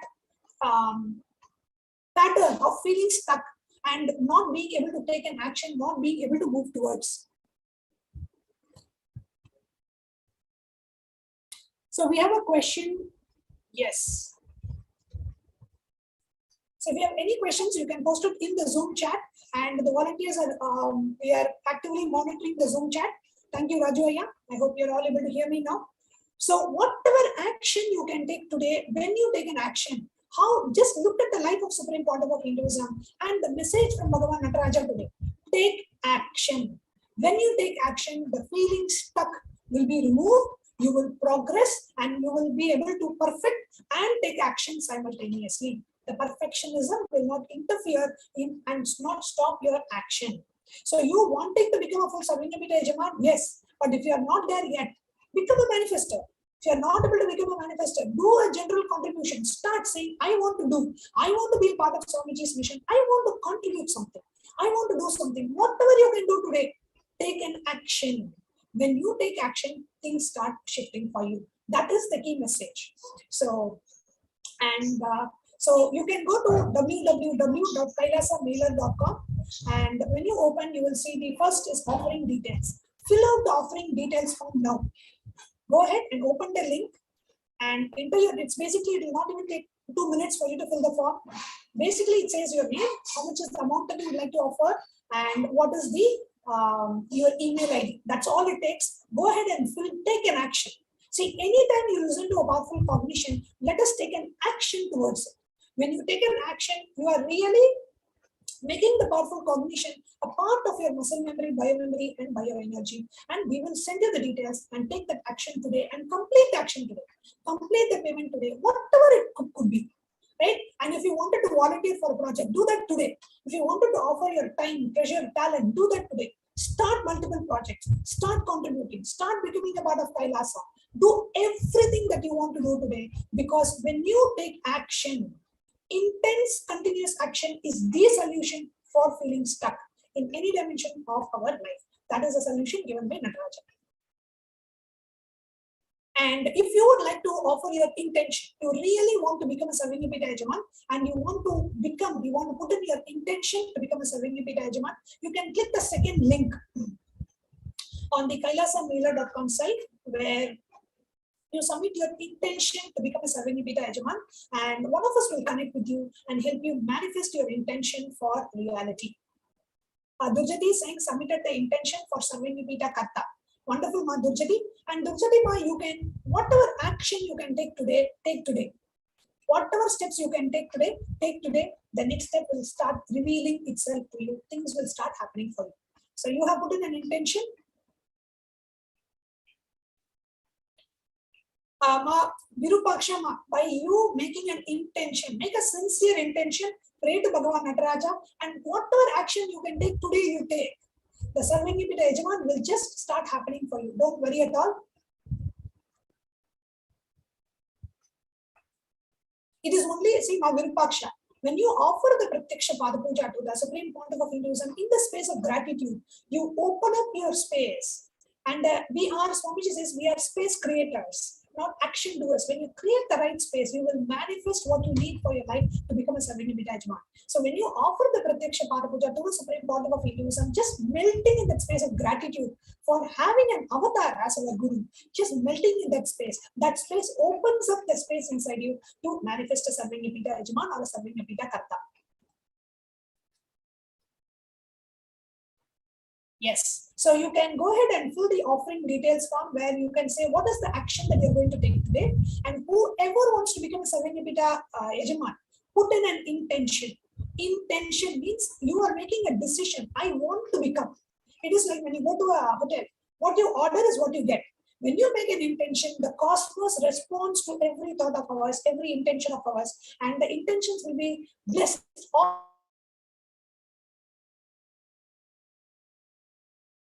Of Hinduism, so you can receive the blessings and manifest your reality. So whoever wants to become a Sarvanyapita Yajaman and receive the blessings, fill two forms. First is the offering details form. What actions are going to take today and break the feeling stuck pattern. Sarvanyapita Yajaman form. Both the forms are in Kailasa'S.com. Just on the top of the page, you will see offering details and the SJP intention. So this is Sarvanyapita intention. Go ahead and fill the form.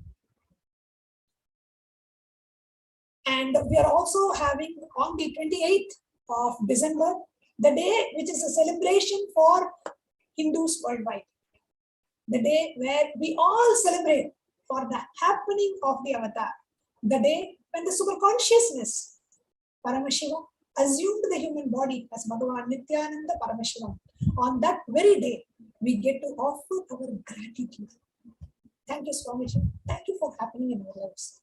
Thank you for blessing us and gracing us. Thank you for assuming a human body to liberate us all. Thank you for coming down to planet Earth to liberate us all. That is the day 44 years ago, superconsciousness, Paramashivam, assumed the human body as Bhagavan Nithyananda Paramashivam. The very day, we get to offer our gratitude in the form of Pratyaksha Pada Puja. No disciple, no devotee should miss this opportunity to offer the Pratyaksha Pada Puja offering, especially on the day of the Jayanti, Swamiji's Jayanti. So inviting each and every one of you to register yourself for the Pratyaksha Pada Puja, which is happening on the 28th of December, on the day when the superconsciousness and Supreme Pontiff of Hinduism landed on the planet Earth and assumed a human body. And beautiful reference from the Guru Ashtakam, it says, Shariram Surupam Tatava Kalatram Yashascharu Chitram Dhanam Merutulyam Manaschena Lagnam Guru Randri Padme Tatakim.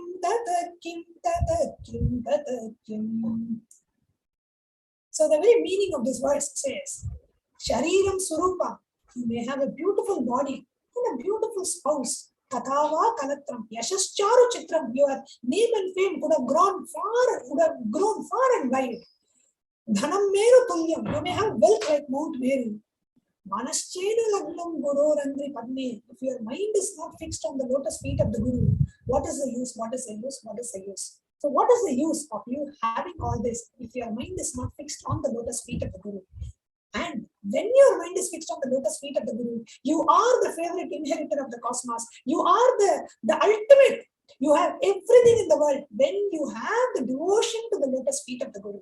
So offering our deepest devotion and gratitude to the Supreme Pontiff of Hinduism who has happened to liberate us. He says, I assumed a human body, so you all don't have to assume a human body again.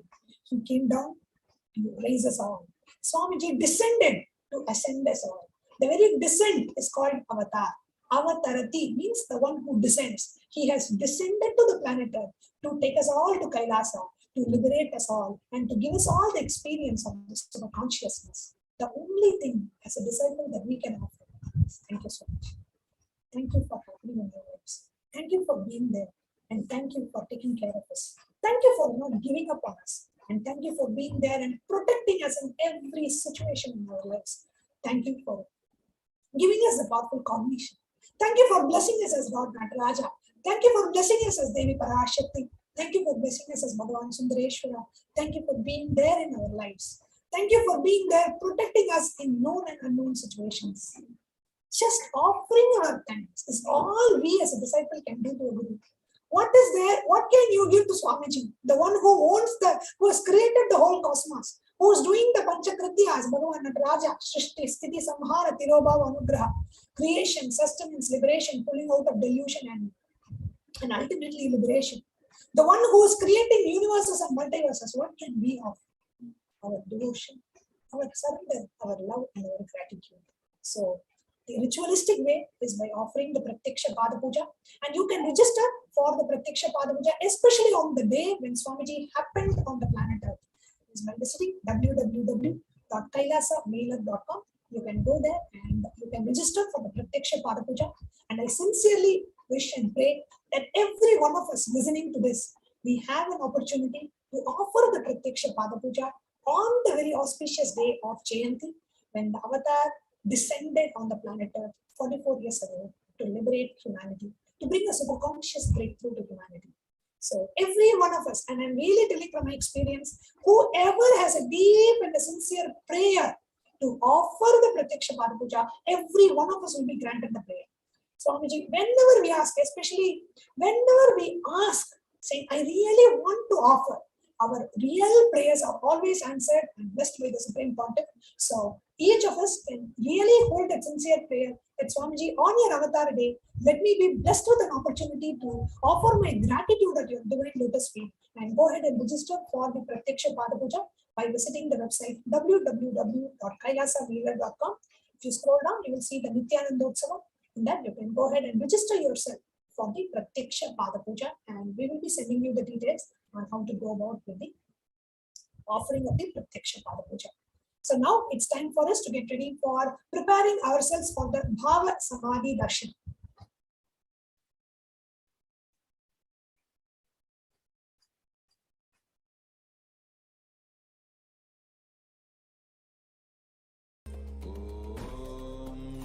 Nithyananda Paramashivoham. Om Nithyananda Paramashivoham. Om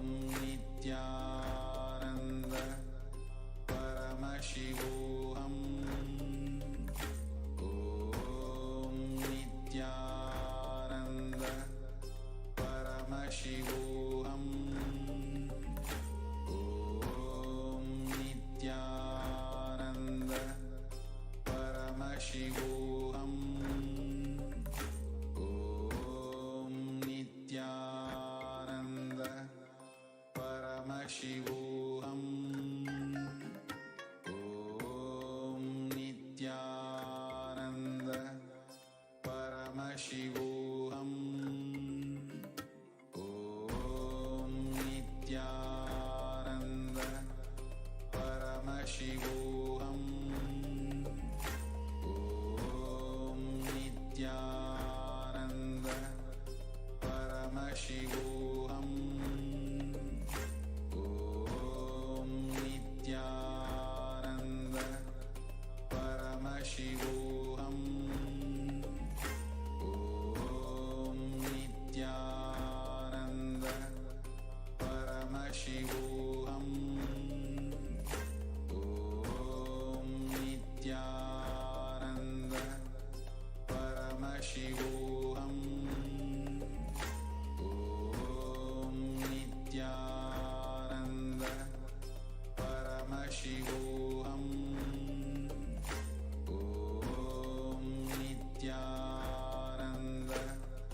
Paramashivoham. Om Nithyananda Paramashivoham. Om Nithyananda Paramashivoham. Om Nithyananda Paramashivoham. Om Nithyananda Paramashivoham.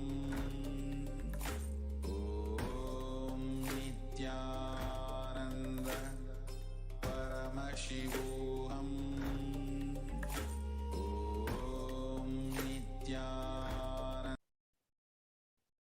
Nithyananda, welcome back to all the viewers and all of you who are joining us on two-way video conferencing, as well as everyone who is on Facebook, YouTube, Instagram, Twitter.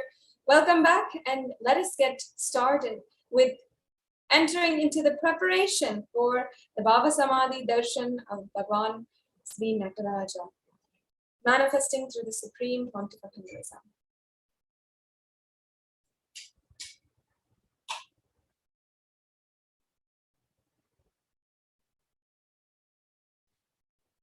Yes.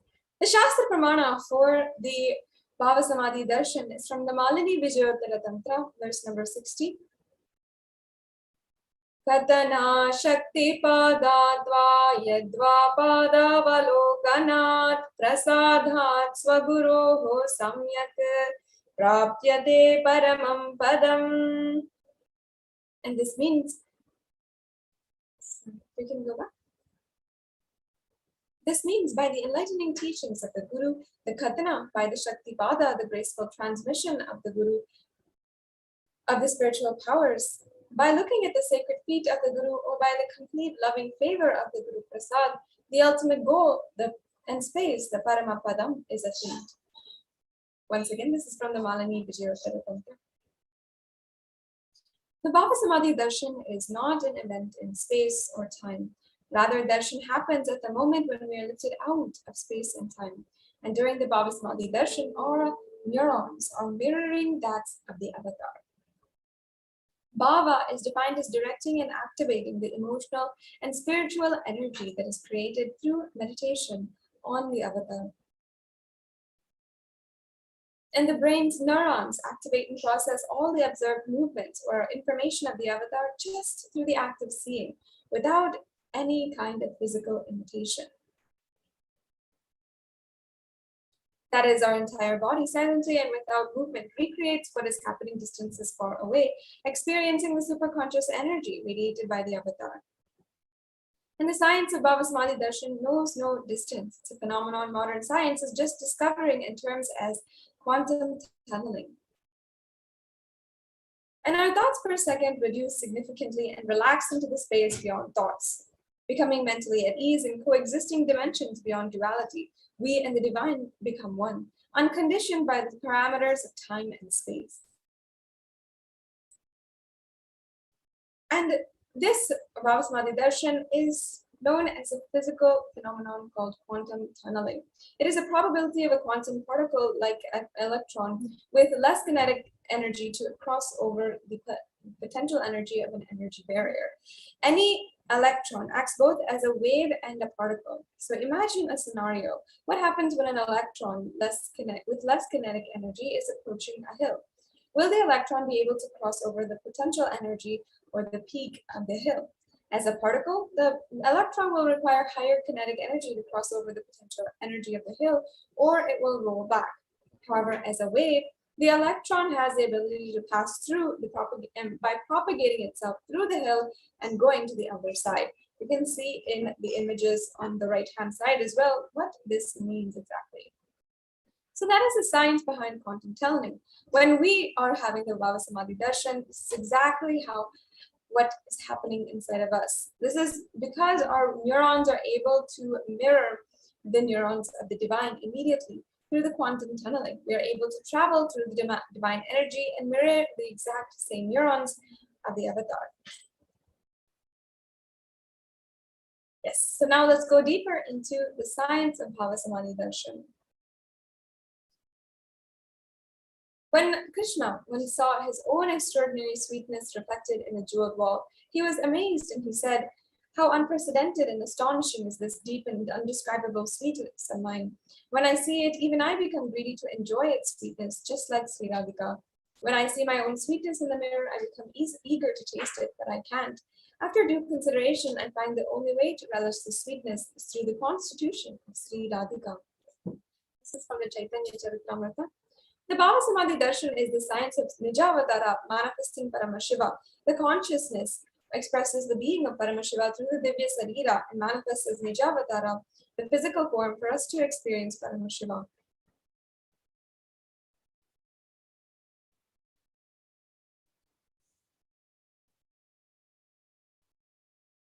And as an example, Devi Parashakti expresses through the being of Rajarajeshwari and manifests as the Nijavatara, the physical form of Devi Meenakshi. Bhagavan Paramashiva expresses through the being of Subramanya and manifests as the Nijavatara, the physical form of Bhagavan Muruga. And of course, Bhagavan Paramashiva expresses the being of Arunagiri Yogeshwara and manifests as Nijavatara, the physical form of the Supreme Pontiff of Hinduism. And Bhagavan Parandhama expresses the being of Mahavishnu and manifests as Nijavatara Bhagavan Venkateshwara.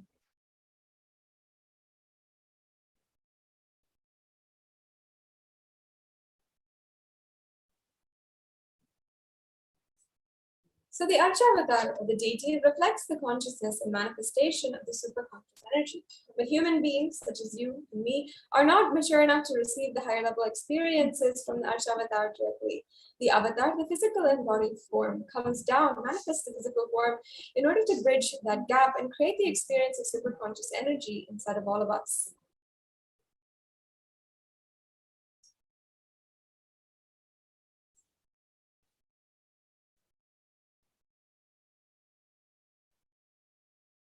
And today we're going to be experiencing this exactly. The consciousness inside of us reflecting superconsciousness of the cosmos itself, reflecting exactly the ecstatic energy of the cosmic dance of Paramashiva manifesting through Nataraja. Just a few minutes, we're going to be entering into the Paramashiva Dhyana Mantra, and in this process, be able to invoke the strong sacred energy of Bhagavan Paramashiva.